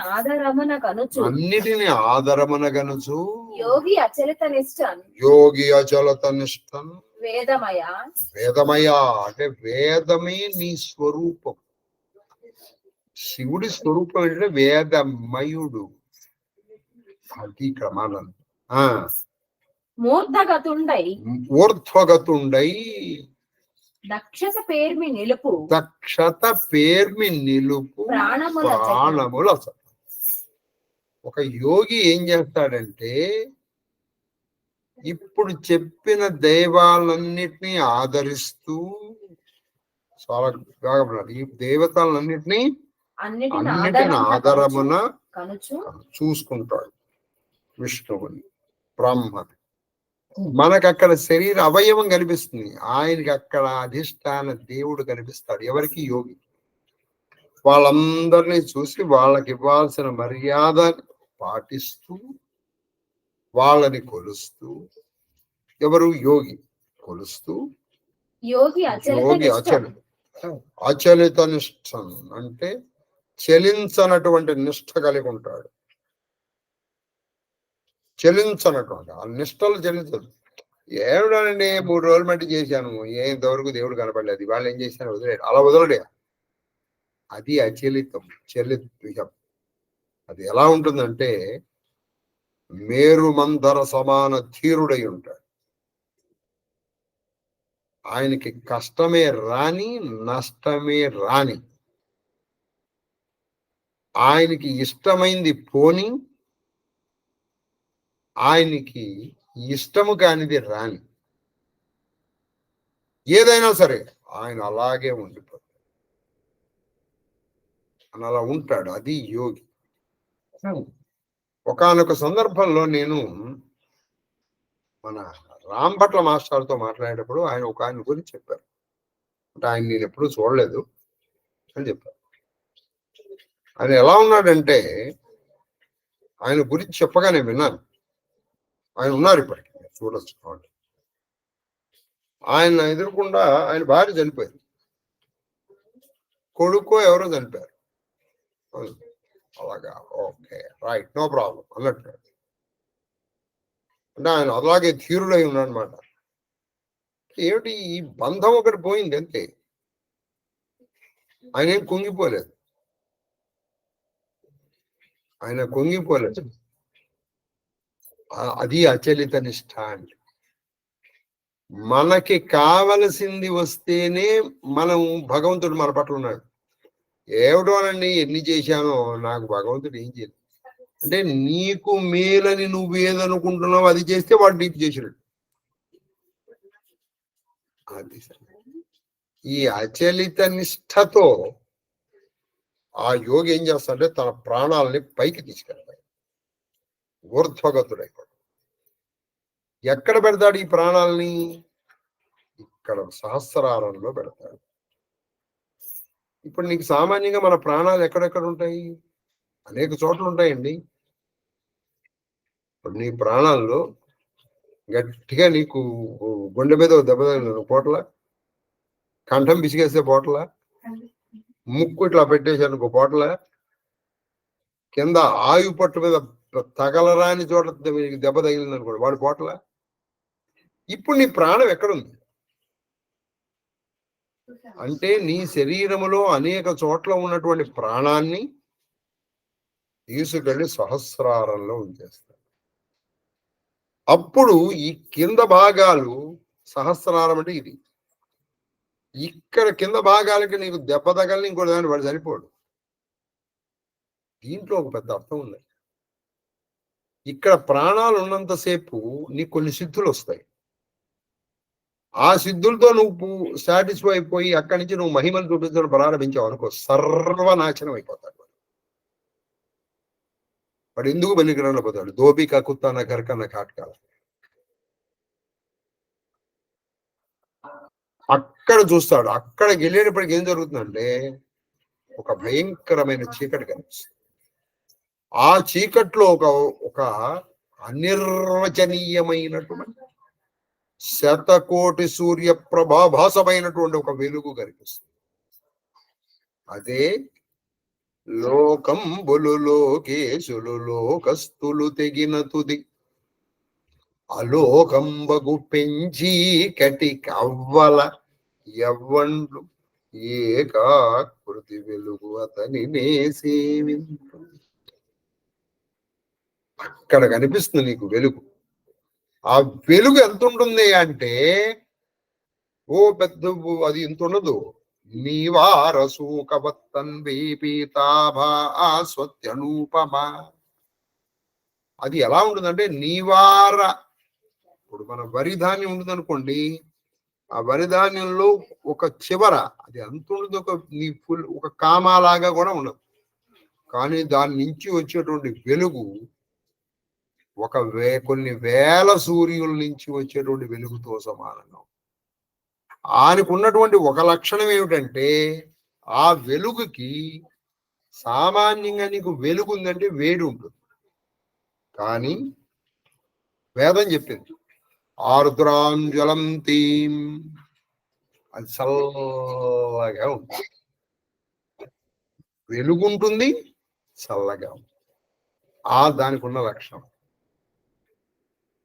ఇక్కడ నిలిపేస్తాడట ఆయన యోగి. ఇదంతా యోగంలో చెప్పాడు. ఇక్కడ అందుకే కొన్ని మాటలు వేశారు. దక్షత పేర్మి, వాడు దక్షుడై ఉండాలి, అచలితుడై ఉండాలి, పేర్మి కలిగి ఉండాలి. నీకు ఈ ప్రాసెస్ లో కొన్ని సిద్ధులు రావచ్చు, కొన్ని అవరోధాలు కూడా రావచ్చు.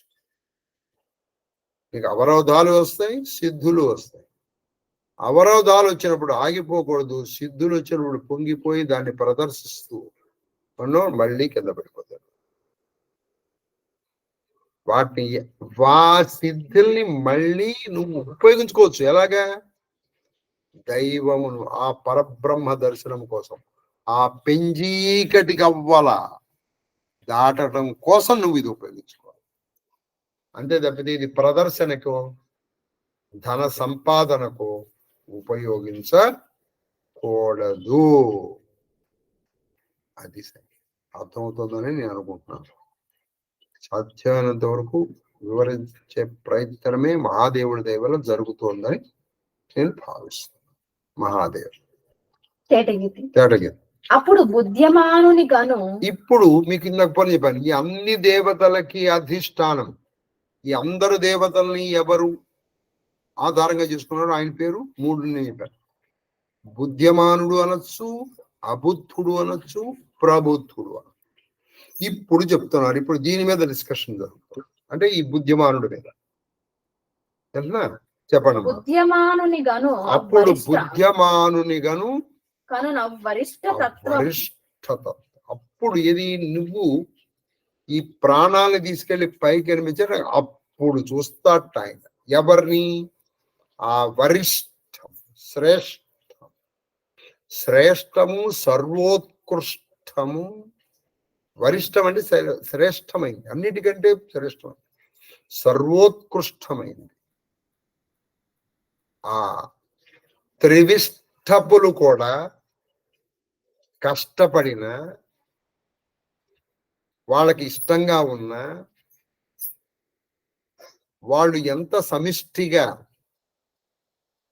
కృషి చేసినా దర్శించలేనటువంటి ఆ బుద్ధ్యమానుని యోగి అప్పుడు దర్శిస్తాడు. ఎప్పుడు? మీరు కింద భజనకి వెళ్ళాలి. అచలితమైనటువంటి నిష్ఠతో, దక్షతతో, పేర్మితో, శరీరంలో ఉన్నటువంటి దేవతల్ని ఆదరిస్తూ ప్రాణములను తీసుకువెళ్ళి సహస్రారంలో మీరు చక్రార్చన చేసేటప్పుడు వాళ్ళు ఏం జరుగుతుందంటే, మూలాధార స్థితం జీవాత్మానం సుషుమ్నాపదేన పరమశివపదే యోజియా విశ్వాహ అని ఒక మంత్రం ఉంది. ఇది అదే అన్నమాట. బహుశా చక్రార్చన చేసేవాళ్ళు మరి వాళ్ళు వింటాలా, మరి నేనేం చేయని చెప్పండి.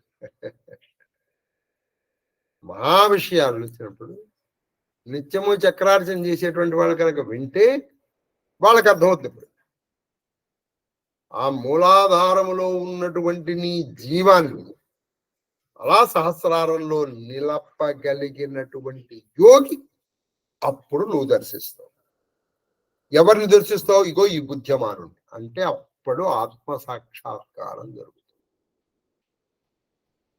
అది ఆత్మ సాక్షాత్కారం అంటే.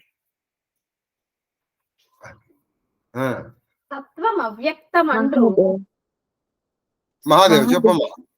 ఇక్కడ ప్రబుద్ధుడు అన్నప్పుడు మేలుకొన్నవాడు వ్యక్త స్వరూపం అన్నాడు, అబుద్ధుడు అన్నప్పుడు అవ్యక్త స్వరూపం. ఇది ఎలాగా చెప్తామ్మా. దానికి ఇందాక ఉంది, అబుద్ధుడు, ప్రబుద్ధుడు, బుద్ధిమానుడు, ఈ మూడు ఒకటే. ఇప్పుడు నువ్వు చెప్పినప్పుడు ప్రబుద్ధుడు అంటే మేల్కొన్నవాడు, అబుద్ధుడు అంటే అవ్యక్తం. ఇప్పుడు మనం ముందర బుద్ధిమానుని చూడటం వరకు దాం. ఇంకొక 1-2 పద్యాల్లో చెప్పు తీరుతాం. సరేనాక? చెప్పండి మహాదేవ్. అయ్యా, ఇప్పుడు నేనే చెప్పాను మీకు ఈ విషయం. ఎవరికైనా ఏదైనా డౌట్ ఉంటే చివరి వరకు ఆగకండి, ఇది ఎక్కడికక్కడే క్లారిఫై చేసుకోండి. అప్పటికి వెళ్ళిన తర్వాత నేను వెనక్కి రాలేను. అది సంగతి. బుద్ధిమానుడు అప్పుడు చూస్తాడు, చూసి ఆ వరిష్ఠతత్వం, ఈ వరిష్ఠతత్వాన్ని ఏమని పిలుస్తారు? అవ్యక్తము అవ్యక్తము అంటారు. అవ్యక్తాన్ని చూస్తారు. అవ్యక్తము అంటే, వ్యక్తం అంటే బయటపడటం, అవ్యక్తం అంటే బయటపడనది. ఇప్పుడు వస్తోంది అక్క అడిగిన డౌట్. ఇప్పుడు మీకు అవ్యక్తము వ్యక్తానికి మీకు ఒక ఉదాహరణ చెప్తా. మీరు ఒక చిన్న విత్తనం తీసుకోండి. విత్తనం తీసుకున్న తర్వాత అది మీరు నాటారు. నాటిన తర్వాత ఒక 10-15 సంవత్సరాల తర్వాత వచ్చేటప్పటికి ఒక పెద్దవాడు, అబ్బా ఈ వృక్షం అనేది ఇగో వృక్షం అంతా ఈ విత్తనంలో ఉందండి అన్నది. ఏమిటండి ఇంత విత్తనంలో ఇంత వృక్షం ఎలా ఉంటుందండి అని నువ్వు ఆశ్చర్యపోతే అది ఎంత అవివేకము. ఎందుకంటే నువ్వు చూసావు, ఆ విత్తన స్థితిలో, విత్తన దశలోనూ దాన్ని చూసావు. అది మొక్కగా ఉన్నప్పుడు చూసావు, ఇది వృక్షమై మహావృక్షమైనప్పుడు దాన్ని చూసావు, ఫలం ఉన్నప్పుడు దాన్ని చూసావు. ఇప్పుడు ఇంత చెట్టు ఇందులో ఉందని నువ్వు అప్పుడు ఊహించగలవా? ఉంది. లేకపోతే ఏదో వస్తుంది. ఎప్పుడు లేనిది రాదు. బాగా గుర్తుపెట్టుకోవాలి, లేనిది సృష్టిలో లేనిది రాదు. ఇప్పుడు ఈ విషయం మీకు అర్థమైతే ఒకడు చనిపోయాడన్న బాధ లేదు, ఒకడు వచ్చాడన్న సుఖం లేదు. ఎందుకనంటే సృష్టిలో ఇంతకు పూర్వం ఉంది, అది ఈ షేప్ లో ఉంది ఒకప్పుడు, ఇప్పుడు ఇంకొక షేప్ లో వెళ్ళిపోతుంది. అంతే, షేప్ మారింది. It is a change in shape. Energy can never be destroyed nor created. అదే principle. Science, philosophy, they are not antithetical to each other, they are complementary to each other. కాబట్టి ఇక్కడ ఏం చెప్తున్నారు ఈయన? అది అవ్యక్తం అంటే అది ఉంది. ఎలా ఉంది? కనపడకుండా. ఎలాగా? విత్తులో ఒక మహావృక్షం ఉన్నట్టుగా కనపడకుండా ఉన్నటువంటి ఆ శ్రేష్టమైన తత్వాన్ని ఒక యోగి అచలితమైనటువంటి నిష్ఠతో, దక్షతతో, పేర్మితో శరీరములో ఉన్నటువంటి అనేక స్థానాల్లో ఉన్నటువంటి, అనేక స్థానాలంటే ఎక్కడెక్కడండి మీకు తెలియదు ఏముంది? మూలాధారము, స్వాధిష్టానము, మణిపూరము, అనాహతము, విశుద్ధము, ఇక్కడేగా ప్రాణాలు ఉన్నాయి. ఈ ప్రాణాలు అంటే ఈ 5 భూతాలు: మూలాధారము పృథివీ, స్వాధిష్టానము అగ్ని, మణిపూరము నీరు, అనాహతము వాయువు, విశుద్ధము ఆకాశం. ఈ అన్ని తత్వాలు ఈ దాటిన తర్వాత, అంటే తన్మాత్రలు కూడా దాటి సహస్రార కమలంలో ఉన్నప్పుడు ఆయన చూడగలుగుతారు. దేన్ని? ఇంతవరకు ఏదో ఉందనుకున్నాం, అసలు లేనిది అవ్యక్తమైనటువంటి స్వరూపం. అదే వ్యక్త వ్యక్త స్వరూపిణి. లలితావసరంలో ఇది వెళ్తున్నాము. వ్యక్తమైంది ఆయదే. ఇప్పుడు చెట్టు ఇంతగా చెట్టు కనుక కనిపిస్తున్నది అదే. ఇలా నువ్వు వెళ్ళామనుకో, నిన్న మనం నేర్చుకున్నాం సృష్టి క్రమము, సంహార. ఇంత చెట్టు రావడం ఇది సృష్టి. నెమ్మదిగా వెనక్కి వెళ్ళిపోవడం, మళ్ళీ ఇదే ఏమవుతుంది, మళ్ళీ విత్తనంగా మారిపోతుంది. అంటే అందులోంచి ఒక విత్తు వస్తుంది, అది సంహారం. ఇప్పుడు అప్పుడు చూడగలుగుతాడు. చూసి అవ్యక్తాన్ని చూసి తద్దర్శి అప్పుడు చూశాడు. అది చూసినటువంటి ప్రబుద్ధుడు, అప్పుడు ఆయన ప్రబుద్ధుడు అంటే మేల్కొన్నాడు. తద్దర్శియగు ప్రబుద్ధుడు, ప్రబుద్ధుడు అతనిని అతని నబుద్ధుడెరుగు. ప్రబుద్ధుడు అతనిని అబుద్ధుడెరుగు. ఎరుగుచుండునివి ఆత్మదశలతో ఒకడా అనక. ఇవన్నీ ఒకటే. అబుద్ధుడు, ప్రబుద్ధుడు, బుద్ధ్యమ. అప్పుడు చూశాడు ఈ ప్రబుద్ధుడు. ఎవరు? అబుద్ధుడు అంటే అవ్యక్తంగా ఉంది. ఈ ప్రబుద్ధుడిని చూశాడు. అప్పుడే నిజంగా ఈ అబుద్ధుడు, ప్రబుద్ధుడు, బుద్ధిమాను ఇంతమంది ఉన్నారో లేవు. ఇవన్నీ దశలు. అంటే ఇప్పుడు మన హిమక్కడవుని చూస్తాం. ఇప్పుడు అసలు ఆయన ఎవరో నీకు తెలియకుండా ఉన్న స్థితిలో అది అబుద్ధుడు. అసలు అది ఎవరో నీకు తెలియదు. అంటే ఇప్పుడు ప్రస్తుతం మీ స్థితి కాదు, నా స్థితి. అంటే ఏమిటి? ఈ పేరు కలిగి ఇంత ప్రవచనం చెప్తున్నటువంటి ఈ శిష్యులు కలిగినటువంటి నేను అంటే వీడు ప్రకృతితో మెలమై ఉంది. అసలు వాడు అబుద్ధుడిని చూడలేదు, వీడు ప్రబుద్ధుడు ఎలాగో కాదు. ఎప్పుడైతే నువ్వు జీవాత్మతో కాకుండా పరమాత్మతో పెట్టుకున్నావో వాడు ఏం జరుగుతున్నప్పుడు ప్రబుద్ధుడు అవుతాడు. ప్రబుద్ధుడు అయిపోయినప్పుడు తెలుస్తుంది, ఒరే ఇన్నాళ్ళ మట్టి నాలో ఇన్ని తత్వాలని యాక్టివేట్ చేయించి మోటివేట్ చేసింది, ఇన్స్పైర్ చేసింది, అసలు నడిపించింది ఆయన రా. నేను అనుకుంటున్నాను ఈ కన్ను చూసిందని కాదు, ఈ మనసు ఆలోచిందని నేను అనుకున్నా కాదు, వీటన్నిటిని నడిపించినటువంటి వాడు అని తెలుస్తుంది. కాబట్టి ఆయనే అసలు అబుద్ధుడుగా తెలుస్తుంది. అంటే అవ్యక్తము ఆయనే వ్యక్తము, ఆయనది ఆత్మదశలో ఉన్నటువంటి మార్పులు తప్పితే నిజానికి బుద్ధిమానుడు, అబుద్ధుడు, ప్రబుద్ధుడు అని ముగ్గురు లేరు. ఈ మూడు ఒకటే. నువ్వు వీటితో కలిసినప్పుడు ఏది, నువ్వు మిగతా తత్వాలతో కలిసి ఉన్నప్పుడు వాడు ప్రబుద్ధుడు. ఈ మేలుకొని ఉన్నది కాకుండా అటువైపు తిరిగితే వాడు అబుద్ధుడు. నువ్వు ఇది ఉన్నదనుకోండి, ఇది కాదు, అదే జాగరణ. చాలా చక్కటి మాట చెప్పండి. జాగరణ అంటే రాత్రి కూడా మేలుకొని కూర్చుని సినిమా చూడటం కాదు. ఇంతవరకు నిద్రాణ స్థితిలో ఉన్నావు, దాన్ని మేలుకొలపనమాట. మేలుకొల్పినటువంటి వాడు, ఒరే మేలు కొలిపేవాడు ఒకడు, మేలు కొలపబడేది ఇంకోటి లేదు, ఈ రెండు ఒకటే అని తెలుసుకోవటమే జీవ ఆత్మ పరమాత్మ అని రెండు విషయాలు. ఇది ఉన్నది ఒకటే. కాబట్టి అబుద్ధుడు ప్రబుద్ధుడు ఒకడే. ఇది నీకు తెలియబడటమే యోగం, తెలియబడటమే మన సాధన. అది సంగతి. తర్వాత అది ఇవ్విధము కాంచు యోగి అంటే ఈ అబుద్ధుడు ప్రబుద్ధుడు ఒకటే. ఇది ప్రకృతితో కలిసినప్పుడు ప్రబుద్ధుడు, ఇది మిగతా వాళ్ళతో ఉన్నప్పుడు అబుద్ధుడు అని తెలిసినటువంటి యోగికి నెవ్వరు సరిగారు. అటువంటి యోగికి ఎవ్వరు సరికారు, ఆయనకి సరిలేరెవ్వరు. ఎతులు అనేకులు అచలులై వస్తువు కోరుదురది అది దవ్వరులకు యోగి తతికి తక్క మహేష్. కాబట్టి అటువంటి స్థితిని యోగి తత్వం అనేక మంది యోగుల సమూహం కోరుకుంటూ ఉంటారు.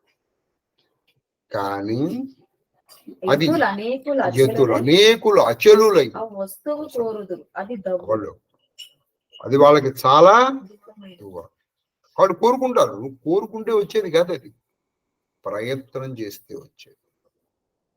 ఇదే మళ్ళీ భగవద్గీత చెప్పారు, మనుష్యాణం సహస్రేషు కశ్చిత్ సిద్ధై. వేల మంది, అంటే వేలలో ఒకటి కాదు, ఇక్కడ నిజంగా కోట్లల్లో ఒక్కడు భగవంతుడు గురించి తెలుసుకుందాం అనుకుంటాడు. మనలో భగవంతుడు, గుడికి వెళ్తున్నాం, నేను తిరుమలకి వెళ్ళానండి, నాకు ఇదిగో కొంచెం ఒంట్లో బాగాలేదు, అది పోతే వెళ్తాను. కోరికలతో కాకుండా భగవద్ దర్శనమే, కేవలం భగవద్ దర్శనం కోసం ఎంతమంది జపం చేస్తున్నారు చెప్పండి, ఎంతమంది తపస్సు చేస్తున్నారు, ఎంతమంది వ్రతాలు చేస్తున్నారు. మనం we can count on our finger tips, including చక్రార్చనతో సహా. I'm sorry to use this word. అసలు చక్రార్చన క్లియర్ చెప్పారు, నాయన నువ్వు కోరుకోవద్దురా అని చెప్పారు. అక్కడ కూడా ఇన్ని చక్రార్చన చేశాను, అయినా కానీ చక్రార్చన చేస్తే రావాలనుందా, ఇందుకోసం నువ్వు చేసింది చక్రార్చన. కాబట్టి అసలు నీకు ఫండమెంటల్ విషయమే అర్థం కాలేదు నీకు. కాబట్టి నీకు ఆత్మ సాక్షాత్కారం ఎలా జరుగుతుంది చెప్పండి? ఒక మహోత్కృష్టమైనటువంటి విషయము ఒక పరమ సామాన్యం కోసం నువ్వు చేస్తున్నావంటే అది ఎంత అపచారం చెప్పండి. అది అపచారం కదా, ఖచ్చితంగా అపచారం. సమయాచారంలో చెప్తారు, అసలు మహామంత్రాలని నువ్వు కోరికలకు ఉపయోగించొద్దు అని. ఈ కోరికలు సామాన్యమైన కోరికలకు చిన్న చిన్న మంత్రాలు ఏమున్నాయి, దండిన్యాం సాధయే, ఏ వారాహి మంత్రాలను రాజశ్యామలను చేసుకో అని రాజరాజేశ్వరి మంత్రాన్ని ఉపయోగించకయ్యా అని చెప్పి. కాబట్టి అటువంటి చేసేటప్పుడు కూడా క్షేమ ధైర్య విజయ ధైర్య ఐశ్వర్య ఓరి నాయన ఎన్నాళ్ళరా ఈ క్షేమం, ఎన్నాళ్ళరా ఈ ధైర్యం. ఆవిడ కావాలని కోరుకోరా, ఇచ్చుకోరా. కాబట్టి వీళ్ళు అచలులై కోరుకుంటారు, కానీ అది వాళ్ళకి చాలా దూరంగా. ఎందుకని? వాళ్ళు అలా ప్రయత్నం చేసే వాళ్ళల్లో 1000 మందిలో ఒకడు నన్ను తెలుసుకోగలుగుతాడు. అదే ఇక్కడ చెప్పింది. వాళ్ళు చేస్తారు పాపం ప్రయత్నం, కానీ జారిపోతారు. చాలా మంది జారిపోతారు. వాళ్ళే యోగ భ్రష్టులు అంటే. వాళ్ళకి దవ్వు వరులకు యోగి తతికి తక్క మహేష.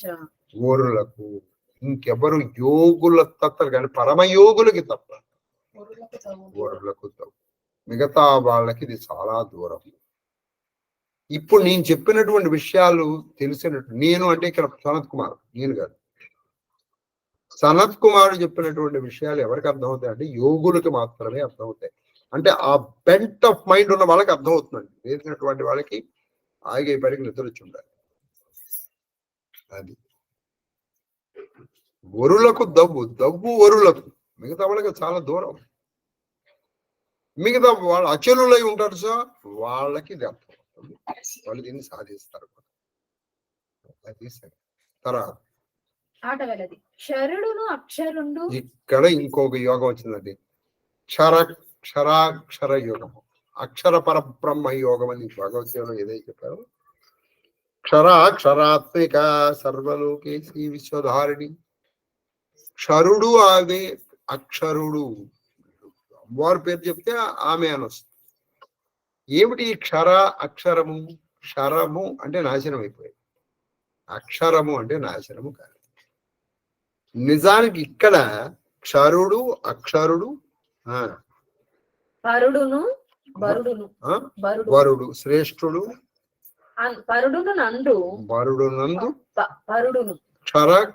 క్షరుడు నక్షరుండు అది క్షరుడు నక్షరుండు వరుడు ఇక్కడ వరుడును పరుడు పరాత్పరుడు పరుడు అందుర వినుత దశల పరుడును అందుర వినుత దశలా. ఇదిగో చెప్తున్నారు ఇక్కడ. ఇప్పుడు మనకి ఎన్ని ఉన్నాయి? 3 ఉన్నాయి, క్షర అక్షర పర. ఇప్పుడు మీకు 3 దశలు ఉన్నాయి. ఏమిటది? బుద్ధ్యమానుడు, ప్రబుద్ధుడు, అబుద్ధుడు.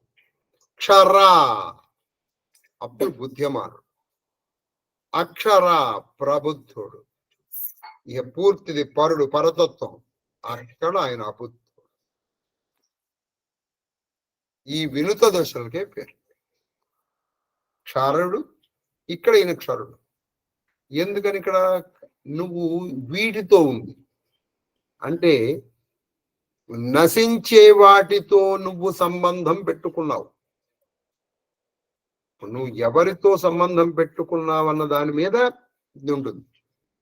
నువ్వు నశించే వాడితో పెట్టుకున్నప్పుడు నువ్వు నశించని తత్వం నీదైనప్పటికీ నశించిపోతున్నది నువ్వు అనుకుంటావు. నువ్వు కాబట్టి నువ్వు అనుకున్నా పోవు, అనుకోపోయినా పోవండి. అది నువ్వే అంటే నువ్వంటే ఆత్మ. అది ఎప్పుడు శాశ్వతమే. నయనం చిందంతి శస్త్రాన్ని నయనం దహతి పావక.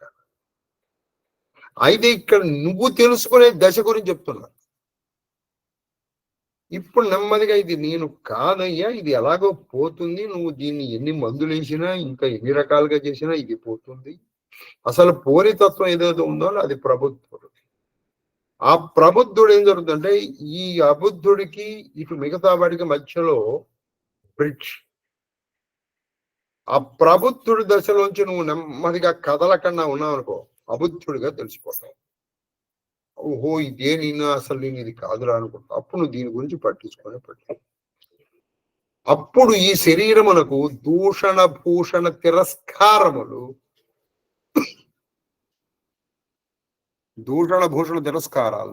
నువ్వు పట్టించు. ఎవరైనా వచ్చి చాలా గొప్పవాడిగా అన్నారు, నేనేం పొంగిపోడు. ఎందుకని వాడు పెట్టుకుని దీన్ని నువ్వు గొప్పవాడు అన్నా అనకపోయినా అది శాశ్వతం. ఏమిట్రా వెదవి నువ్వు అన్నాడు. కాబట్టి నువ్వు అలా మిగిలిపోవాలన్నమాట.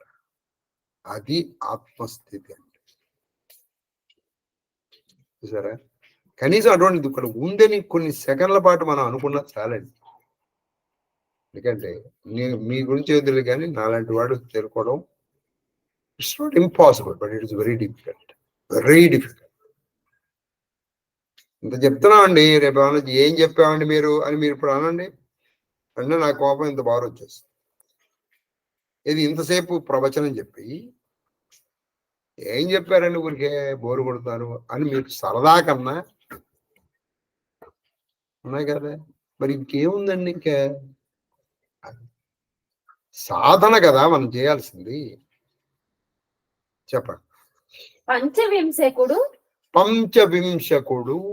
ప్రబుద్ధనాముడతడ. అది ఇప్పుడు నువ్వు ఈ 25వ తత్వం వరకు తెలిసే అనుకో. 24 ప్రకృతి, 24 వరకు ప్రకృతి. మళ్ళీ ఇంకొకసారి చెప్తాను, ఇప్పుడు ఇంకా హిమక బాగా పంచభూతములు 5, పంచ జ్ఞానేంద్రియములు 5, పంచ కర్మేంద్రియములు 5, పంచ తన్మాత్రలు 5, 4 5 20. మనస్సు, బుద్ధి, అహంకారము, వీటన్నిటికీ ప్రకృతి. ఈ 24ను తెలుసుకున్నటువంటి వాడు ప్రబుద్ధుడు. వాడు ప్రబుద్ధుడు. అప్పుడు ఏం జరుగుతుందంటే 25 వాడు ప్రబుద్ధుడు. ప్రబుద్ధుడు అతడు అబుద్ధుని గను. ప్రబుద్ధుడు అతడు అబుద్ధుని గను. పురుష విధముగను ప్రకృతి సంగమెరుగు. అప్పుడు అతను ఏమనుకుంటా అంటే ఈ పైన ఉన్నది ఇంకోటి ఉందిరా, అది అసలు అబుద్ధుడు. అంటే నేను వ్యక్తపడ్డా అంటే చెట్టు, నీ చెట్టు కంటే ముందర నేనేమన్నాను, చెట్టు నేను ఎలా వచ్చాను అని చెట్టు తనని తను విమర్శ చేసుకుంది అనుకోండి. నేను ఇంతకు పూర్వం ఎలా ఉన్నాను అని ఏదో పెద్దవాడిని అడిగింది అనుకోండి. నాయన ఒక 10 సంవత్సరాల క్రితం నువ్వు చిన్న ఇంత ఉండేదని. ఓ అలాగా, మరి నీకంటే ముందర ఏమన్నారు.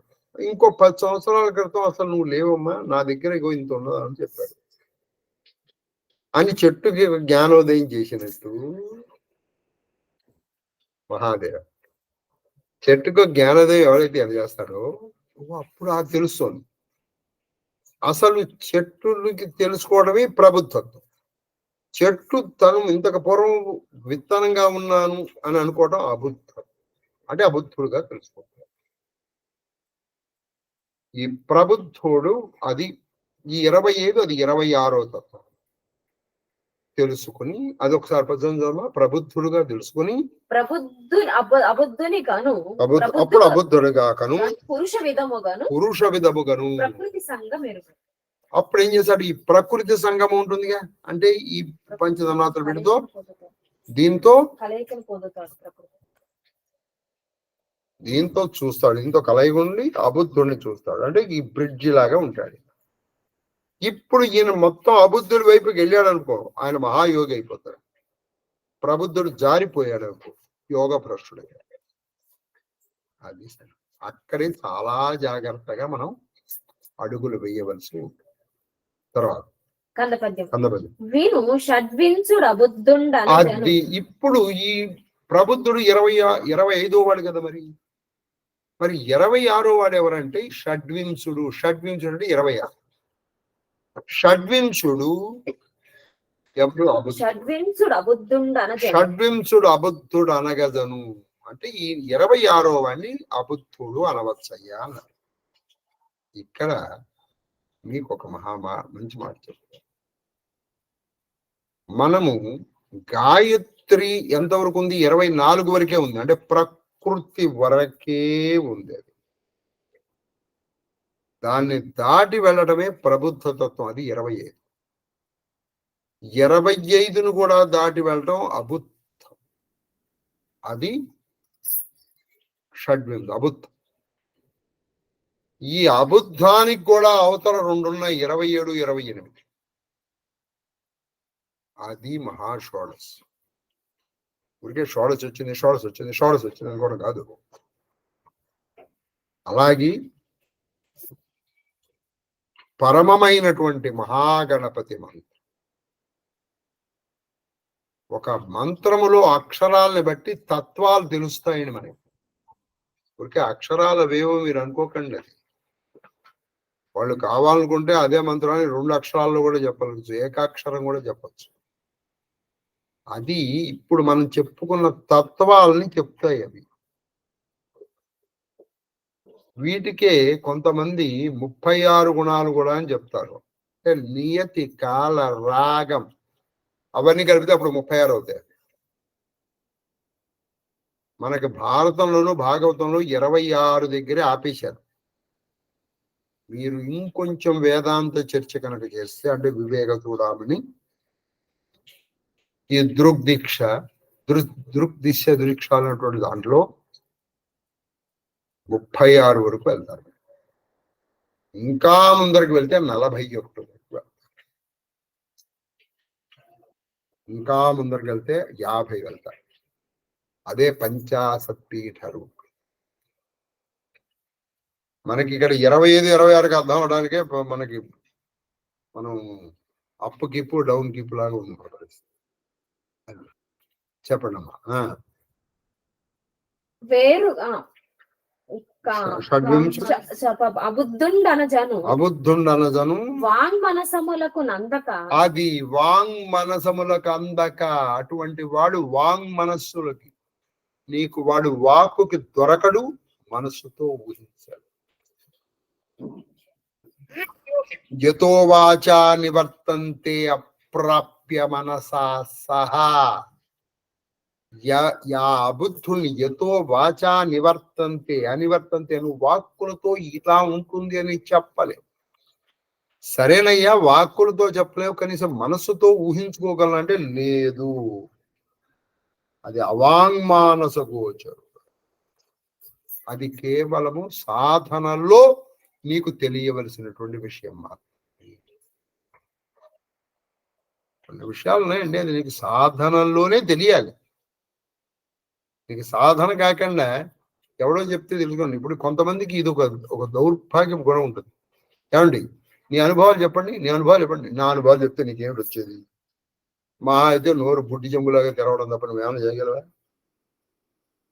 ఇప్పుడు నేను కాశీ వెళ్ళాను, అక్కడ నాకేదో అనుభవం వచ్చింది, అది నేను మీతో చెప్పాను. మీరు మహా ఏం చెప్తారు? ఒకసారి ఇట్లా తప్పట్లు పడతారు. ఇందులో మీకు ఒరిగింది ఏమైనా ఉందా? ఆలోచించండి ఒకసారి. కాబట్టి ఎదటివాడి అనుభవాలు తెలుసుకుని నువ్వేం చేస్తావయ్యా?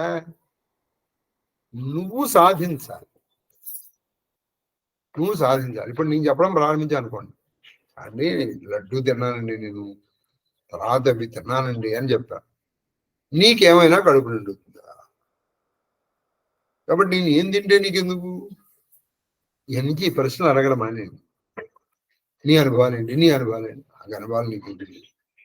నీకు వచ్చిన ఏమైనా అనుభవం ఉంటే చేసుకో, అది గురువుతో షేర్ చేసుకో. దాన్ని ఎలా నడపాలో ఆయన నడుపుతాడు. తర్వాత అందకనునికి తనుగా నా తత్వంబునన్ గనిన ప్రబుద్ధుండ యతడు కామధ్వంసి. ఆ తత్వం అవాంగ్మానసములకు అందకుండా ప్రబుద్ధుడు తన్ని తను చూసుకునేవాడే అబుద్ధుడుగా తెలుసుకుంటాడు. ఇప్పటి వరకు ప్రబుద్ధుడుగా ఉన్నవాడు ఇప్పుడు ఏమైపోయాడు? అబుద్ధుడైపోయాడు, ఇది తెలుసుకున్న తర్వాత. కాబట్టి ఇప్పుడు అబుద్ధుడు అని 25, 26 ఒకటే, 2 లేవు. ఈ అబుద్ధుడుగా తెలుసుకోనంత వరకు 2 తెలుసుకున్న తర్వాత ఒకటైపోయాడు. ఎలా అండి, మాకేం అర్థం కావట్లేదని మీరు అంటే, ఇప్పుడు మీరు రామకృష్ణ పరమహంస చెప్పిన ఎగ్జాంపుల్ చెప్తారు. చక్కగా కాళ్ళు, చేతులు, ముఖము అన్ని తయారు చేశాడు. ఒక ఉప్పుతో ఒక ఆయన తయారు చేసుకుని తన దగ్గర పెట్టుకున్నాడు. దానికి ప్రాణం కూడా పోసాడు అనుకుందాం. ఒకరోజు ఈయన దాంతో పాటు స్నానానికి వెళ్ళాడు, సముద్ర స్నానం చేశాడు. బొమ్మ కనపడలేదు. ఇప్పుడు ఏమైపోయాడు ఈ బొమ్మ? ఈ కాళ్ళు లేవు, చేతులు లేవు, ఇది లేదు, ఏమీ లేదు. ఇది అక్కడ కలిసిపోయింది. ఇప్పుడు అది అక్కడ అందులో ఉందా లేదా? లేదని మీరు ఎలా చెప్పగలుగుతారు? అందులో కలిసిపోయింది అంటే పోయినది రూపం, తత్వం మిగిలిపోయింది. అది తెలుసుకున్నాడు. అది దానుగా మారిపోయిన తర్వాత తను అయిపోయాడు. అది అయిపోయాడు. అదే. ఈ ఉప్పు ఎక్కడి నుంచి వచ్చింది? సముద్రం నుంచే కదా. అందు నుంచి వచ్చింది, అందులో కలిసిపోయాడు. ఎక్కడి నుంచి వచ్చాడో అక్కడికి వెళ్ళి అదిగా అయిపోయాడు. అదిగా అయిపోయేటప్పటికి ఇది ఏమైపోయింది? ఇది పోయింది. పోయినది అశాశ్వతమైంది, మిగిలింది శాశ్వతం. కాబట్టి అక్కడ ప్రబుద్ధుడు అబుద్ధుడు అని రెండు లేవు. ఉన్నాయి. ఎప్పుడున్నాయి? నీకు అది తెలియనతో. అది తెలుసుకున్న తర్వాత నీకు ప్రబుద్ధుడు అబుద్ధుడు అని ఇద్దరు లేరు, ఉన్నది ఒక. అప్పుడు ఒకడే ఉంటాడు. అది తర్వాత కందపద్యం. కందపద్యం. వేరుగా కనినన్ ప్రకృతికి, అది వేరుగా కనినన్ ప్రకృతికి జూర విడిచినట్ల దూర విడిచినట్ల తనదు సుజ్ఞానము నక్కారు విడిచి తన కంటెను, అక్కారు విడిచి తన కంటెను, నీరనొకటి లేమి కాన్పు మేయికొనవలయను. ఇప్పుడు నేను ఏం చెప్పానంటే వేరుగా కనిన ప్రకృతికి చూడ అంటే ప్రకృతికి తను భిన్నము. ప్రబుద్ధుడు అబుద్ధుడు తనకంటే వేరుగా చూస్తే తాను పొందిన ఉత్తమ జ్ఞానం అంతా. మీరు బాగా చూడండి, ప్రబుద్ధుడు అబుద్ధుడు నేను రెండుగా ఉన్నాను అని అనుకున్నాడు అనుకో, వీడు ఇంతవరకు పొందిన సుజ్ఞానం అంతా ప్రకృతికి ధారపోయాడు, అంటే వృథా అయిపోయింది. నేను ప్రబుద్ధుడు తన సుజ్ఞానం అంతా బూడిదలో పోసిన పన్నీరు అయిపోయింది. చాలా మంది ఆ స్థితికి వెళ్ళి వెనక్కి వచ్చేస్తారు. ఇప్పుడు ప్రబుద్ధుడు అబుద్ధుడుగా తెలుసుకుని, ఓహో నేను ప్రబుద్ధుడినా వాడు అబుద్ధుడా. ఇప్పుడు మీకు ఇందాక ఎగ్జాంపుల్ ఎందుకున్నాను, చెట్టుకు వచ్చేసి ఓ అది విత్తనమా, నేను చెట్టునా అనుకుంటే, నేను అందులోంచే వచ్చాను, అదే అసలు నా స్వరూపము. అక్కడ నాకు కొన్ని దోహదపడి, ఏది సూర్యరశ్మి, నీళ్లు, మట్టి దోహదపడి ఇంత నాకు విలసనం ఏర్పడి నేను ఇంతగా ఏర్పడ్డాను. అసలు నా స్వరూపం.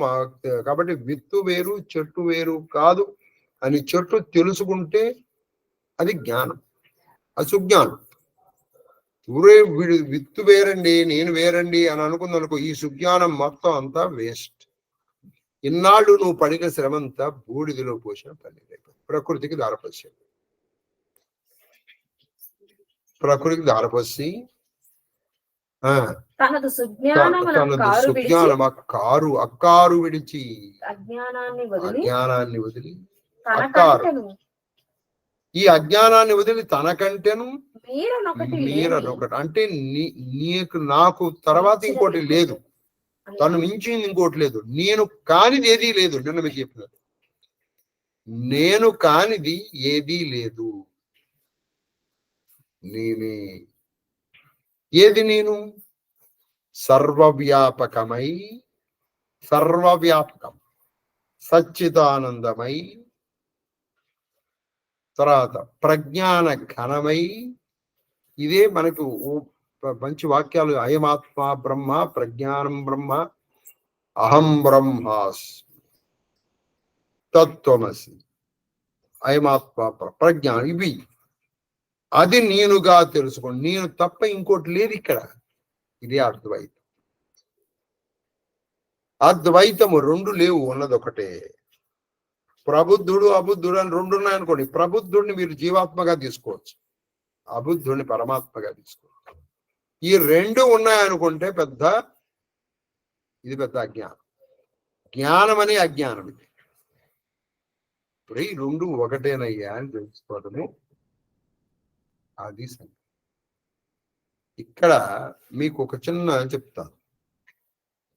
వైష్ణవులు ఏం చేస్తారంటే అసలు వీళ్ళు ఈ అద్వైతాన్ని ఒప్పుకోరు. వైష్ణవులు ఎందుకు ఒప్పుకోరంటే, నువ్వు నారాయణుడు అయిపోతే నువ్వు లక్ష్మీదేవికి భర్త అంటారు. ఒరే, అసలు నేననేది లేదురా, ఉన్నది ఒకటే అక్కడ తత్వం.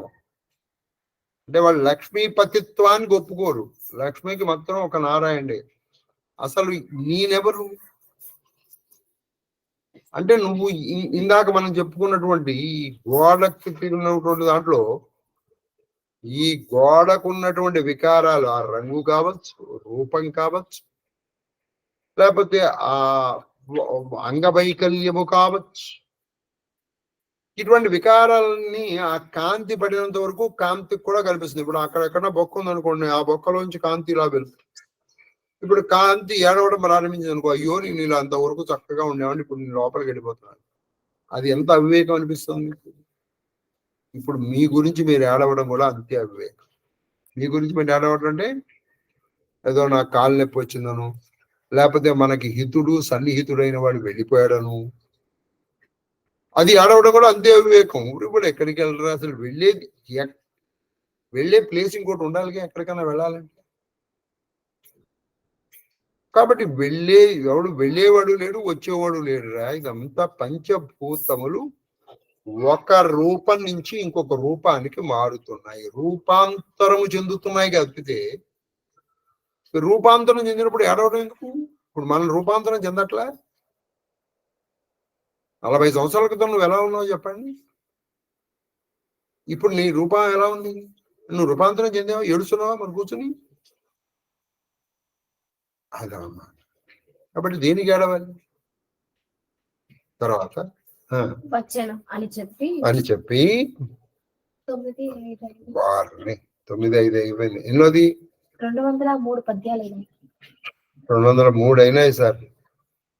ఎప్పటికవుతుందండి ఇది? నేను కనీసం 207 వరకనే చెప్తానేమో అనుకున్నా. 207 వరకు చెబుతాం. మరి చెప్పేది కనీసం 7 వరకు ఆపాలి. అప్పుడన్నా కనీసం 18 పద్యాలు అవుతాయి. చెప్పమ్మా. తత్వమున గలుగు 3 అవస్థలను, అది తత్వమున గలుగు 3 అవస్థలను, తెల్లముగ భవద్భవ్య సన్నిధి నిగదనమున కూర్చుట అఖిలేశ నీ వెరుంగుటయు నాకు నెల్ల యోగి జనంబులు. నీకు 3 గుణాల గురించి చెప్పడం ఎలా ఉందంటే, యోగీశ అన్నాడు. అంటే యోగీశ్వరుడు నువ్వు. అంటే ఇప్పుడు శివుడు ప్రత్యేకంగా తెలుసుకోవాల్సిన ఏమన్నా లేదు. నువ్వు ఎందుకు అడుగుతున్నావు అంటే లోకాలను అనుగ్రహించడం కోసం అడుగుతున్నావు. ఇదన్నీ యోగులకి తెలియపరచడం కోసం నువ్వు నన్ను అడుగుతున్నావు. ఇది నేను పరమేశ్వరుడికి చెప్తున్నాను అనుకోవట్లేదు. పరమేశ్వరుడు నెపంతో సర్వయోగులకి చెప్తున్నాను అంతే. తర్వాత అని పలికి మునిజన కృత్యంబులు వివరించదా అవధరింపు మనుటయు సువ్యక్తంబుగా నాడి ఆ క్రీడా తపస్వికి పరమ యశస్వి. ఇప్పుడు నీకు ఇంతవరకు చెప్పానుగా. ఇప్పుడు నేను మునులు ఎలా ప్రవర్తిస్తారో చెప్తాను. ఇది ఆయన అడగల, కానీ అనుబంధంగా ఉన్నవన్నీ సనత్ కుమారుడు చెప్పేస్తున్నాడు.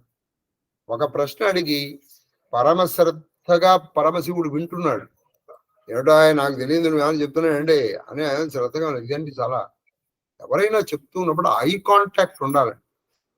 కొంతమంది ఉంటారు దౌర్భాగ్యులు, నాకేం భయం లేదు ఈ మాట అంటారు.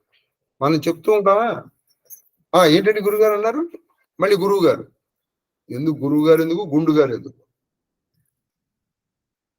నువ్వు నేను చెప్పేటప్పుడు నీ ముఖం ఎలా ఉండాలి? నువ్వు అటు ఇటు చూస్తూ ఇంకా నీకు ఆత్మ జ్ఞానం ఎక్కడ వస్తుంది? కనీసం నీకు ఎలా వినాలో తెలియదే నీకు. అది ఇక్కడ ఏం చెప్తున్నారంటే, క్రీడా తపస్వికి. ఆ పరమశివుడు ఎప్పుడు తపస్సు చేస్తుంటాడు. ఇది అది ఒక ఆటగా. ఈయన పరమ యశస్వి. ఎవరు? సనత్ కుమార్ చెప్తున్నాడు. ఏమిటి? మునుల గురించి. అది చెప్పమ్మా. ఎన్నోది? 206. ఇంకొక పద్యం చెప్పుకుని వాళ్ళకి ఆపేద్దాం. అప్పటికి 18 పద్యాలన్నా అవుతాయి. ముని వనమున మునివనమున శూన్యాలయముననైనా అది ముని ఎక్కడ ఉంటాడంటే వనమున అరణ్యములో, శూన్యాలయమున అంటే పాడుపడ్డ ఇళ్లలో గాని ఆలయంలో గాని, గుహానికేతమున గుహానికేతమున గుహలు ఎవ్వరు రాని గుహల్లోకి, ఇప్పుడు రమణ మహర్షి విరూపాక్ష స్కందాశ్రమంలోకి వెళ్ళారు గుహలో. ఎందుకు అక్కడికి వెళ్ళిపోతారయ్యా అంటే గుహానికేతమున గుహానికేతమున ఆసన బంధధీరుడై, ఆసన బంధధీరుడై అంటే ఒక మంచి కదలని ఆసనంలో కూర్చుంటారు. ఒక ప్రత్యేకమైన ఆసనంలో కూర్చోవాలి. అలా కూర్చోవడం వల్ల చెప్పండి, మనమునగొని ఇంద్రియమున విషయమునకు అంటే ఇంద్రియాల్ని ఆ విషయాల నుంచి దూరం చేయాలి. అలా ఎందుకు అలా చేస్తానంటే, ఇప్పుడు ఇక్కడ కూర్చోవచ్చు కదండి, ఒక శబ్దం విన్నారనుకోండి నీ మనసు లాగేస్తుంది. నువ్వు కూర్చున్నావు, ఏదో తపస్సు చేసుకుని నెమ్మదిగా కుదురుతోంది, ఉన్నట్టుండి మా అనగా తాతా అంది అనుకో, ఏమైందమ్మా అంటావు, ఏమైంది ఇప్పుడు నీకు సంబంధించిన వాళ్ళు ఎవ్వరు నీ వాళ్ళు కాదు కదా. నువ్వు ఎవరు ఎగ్జాంపుల్ చెప్పడం, నా ఎగ్జాంపుల్ చెప్పుకుంటే సరిపోరా, అదా ఏమైంది దానికి, అసలు నువ్వు దీనికి సంబంధించిన వాడివే కదా, శరీరమే నీది కాదు, ఈ శరీరంతో బంధమే నీది కాదు కదా. అంటే నీ మనసు చెదిరి, ఈ శబ్దాలకి కొన్ని వాటికి మనసు చెదిరిపోతుంది. చెదరకుండా ఉండాలంటే నిశ్శబ్దమైనటువంటి ప్రదేశానికి వెళ్ళిపోవాలి. అందుకని వాళ్ళు పాడుపడిన ఇళ్ళు కానీ, పాడుపడిన దేవాలయాలు కానీ, వనములకు కానీ, గుహలకు కానీ వెళ్ళి చేస్తారు. అప్పుడు ఏం జరుగుతుంది, ముందర శబ్దాలకు దూరం అవుతారు, మనసు చెదరకుండా. మనసు అది సహజంగా చెదురుతున్నది, అది సహజంగా కన్నా అసహజంగా అన్నా ముందర నువ్వు తెలుసుకుంటే సహజంగా నువ్వు దాన్ని నీ అదుపులోకి తెచ్చుకోవచ్చు. కాబట్టి నువ్వు ఎప్పుడు జపాలు చేసేటప్పుడు సాధ్యమైనంత నిశ్శబ్దమైన ప్రదేశంలో ఉండడం నేర్చుకో. చదవాత గురునుపదేశము నడపొంగు. ఇప్పుడు చెప్తారు గురునుపదేశము అది అంటే గురువు గారు నీకు ఏదైతే ఉపదేశించారో దాన్ని చక్కగా అనుష్ఠించు. గురూపదిష్ట మార్గేణ జ్ఞాతవ్యం తత్ అద్వయం. తత్ అంటే అది, అద్వయం రెండుగా లేవని తెలుసుకో. ఎలా? నీ ఇష్టం వచ్చినట్టు కాదు, గురువు గారు చెప్పిన మార్గములో అని చెప్పారు. గురూపదిష్ట మార్గేన ఆ మార్గంలో మాత్రమే రెండుగా లేవని తెలుసుకో. నేను చదివానండి, అప్పుడు నీ మనసు చెదిరిపోతుంది, బెదిరిపోతుంది, కుదురుకోదు, అదిరిపోతావు. తర్వాత నీకు విదూరుడవైపోతావు. పురహర చూడండి, పురములను హరించువాడు. పురములు అంటే శరీరములు కదండి, త్రిపురములు, స్థూల సూక్ష్మ కారణ శరీరములను పేర్లు పురహర. విన్మూత్ర వేగముల చూడండి, విన్మూత్ర వేగముల ఆకలితో పొరయడు. ఆయన ఏం చేస్తాడు, మలమూత్ర వేగాలని ఆపేస్తాడు. మీకు ఇందాక ఎందుకు చెప్పాను, ఒక ప్రత్యేకమైన ఆసనంలో కూర్చుంటే కొన్ని గంటలు కాదు, కొన్ని రోజులు కాదు, కొన్ని నెలల పాటు కూడా నువ్వు అలా కూర్చోగలుగుతావు. దాన్ని నువ్వు ఎలా సాధించాలంటే యోగము, ఉపవాసములను నువ్వు ప్రత్యేకముగా చేసి చెయ్యాలి. ఉపవాసంగా నన్ను కానీ చేసుకుని చెయ్యాలి. ఎందుకని, నువ్వు ప్రతిసారి ఒక అరగంట కూర్చున్నప్పుడు లేవాల్సి వస్తుంది అనుకోండి, అయిపోయింది, నీ కాన్సన్ట్రేషన్ చెదిరిపోతుంది. ఈ మలమూత్ర విసర్జన కోసం నీ కాన్సన్ట్రేషన్ చెడిందే లేదా? అంటే ఒక అరగంట కూర్చోలే నువ్వు అసలు నువ్వు ప్రబుద్ధుడి స్థితికి ఎక్కడ వెళ్తావు? ప్రబుద్ధుడికే కాకపోతే నువ్వు అబుద్ధుడిని ఎప్పుడు చూస్తావు? ముందర నీ శరీరాన్ని నువ్వు తయారు చేసుకోవాలి. అలాగే ఆకలి కూడా కొనడతానికి, ఆకలి కూడా వేయదు. ఆహారం తీసుకోండి. ఆకలితో బొరయండు అవ్యసనము, ఆకలితో పొరయండు అవ్యసనము, అవ్యసనము, అభ్యసనము గురువుగున ఆహారం ఎప్పుడు గొనడే. ఆ బాగా అభ్యాసనము చేసి గురువుగన్ ఆహారం ఎప్పుడు గురువుగన్ ఆహారము గురువుగన్ ఆహారం ఎప్పుడు కొనడే చెబుల అతను ఏం చేస్తాడంటే రుచి పచ్చి ఉండదు ఇక ఆయనకి ఏమిటంటే అరే వాళ్ళ నిమ్మకాయ కారంలో కొంచెం కారం తక్కువైందో ఆయన ఆహారం తీసుకుంటాడు ఎప్పుడు ఎంత వరకు కావాలో అంతలో ఆయనకి రుచితో సంబంధం లేదు అప్పుడు ఆహారం గ్రహించని అభ్యాసం చేస్తాడు రుచితో ఉండదు కొంచెం అసలు ఆహారం నెమ్మదిగా కంట్రోల్ చేయాలి అది అర్థమైంది మహాదేవ అంటే 207 అయినాయి మనం కరెక్ట్ గా 18 పద్యాలే చెప్పుకున్నాం అండి ఎప్పటికి అవుతాయో తెలియదు ఇంకా చాలా పద్యాలు ఉన్నాయి అంటే మీకు నిద్రపోవడానికి చాలా అవకాశం ఉంది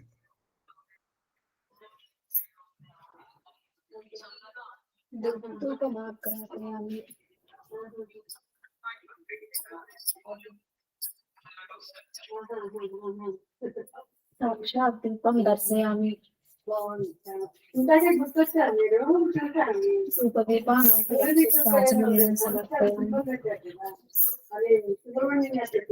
నైవేద్యం ఓం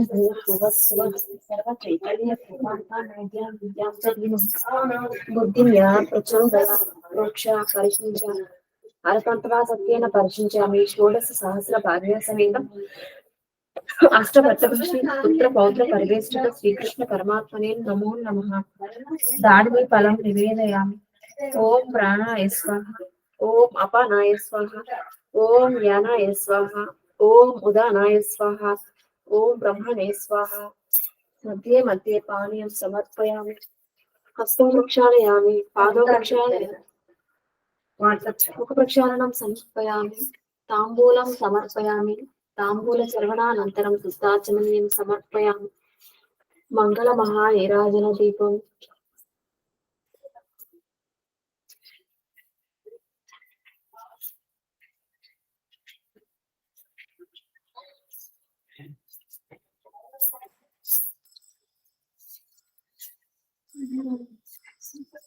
సజల జలదనీలం వల్లవీ కేళిలోలం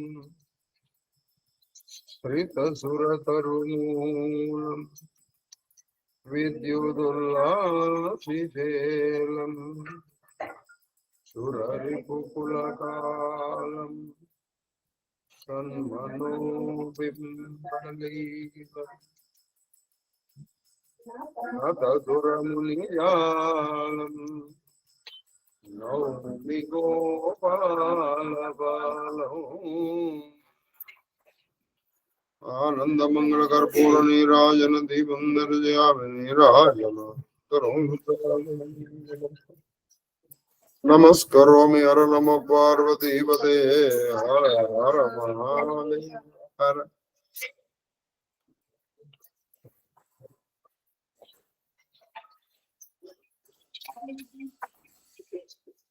స్వస్తి హారికి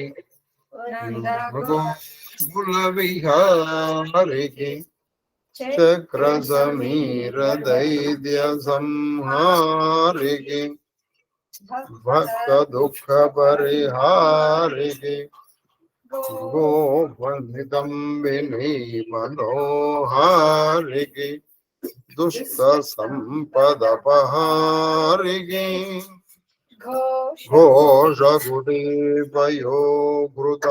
ఘోషగుడీపయోభృతాహారికి బాలకగ్రహమాసుర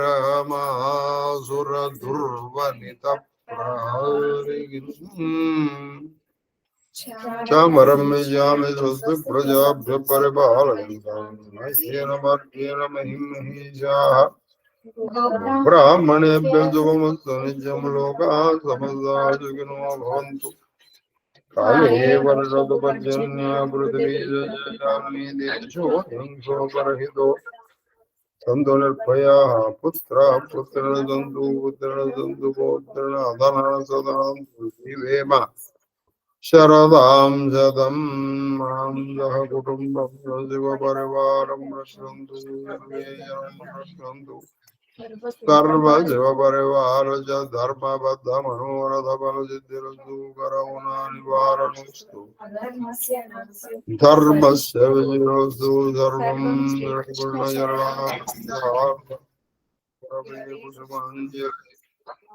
మహాదేవ మహాదేవ మహాదేవ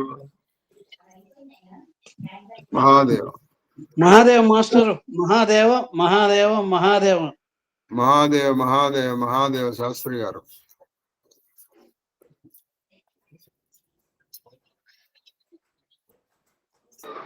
మహాదేవ మహాదేవ మహాదేవ గురు మహాదేవ మహాదేవ మహాదేవ తల్లి శ్రీలలిత మహాదేవ మహాదేవ్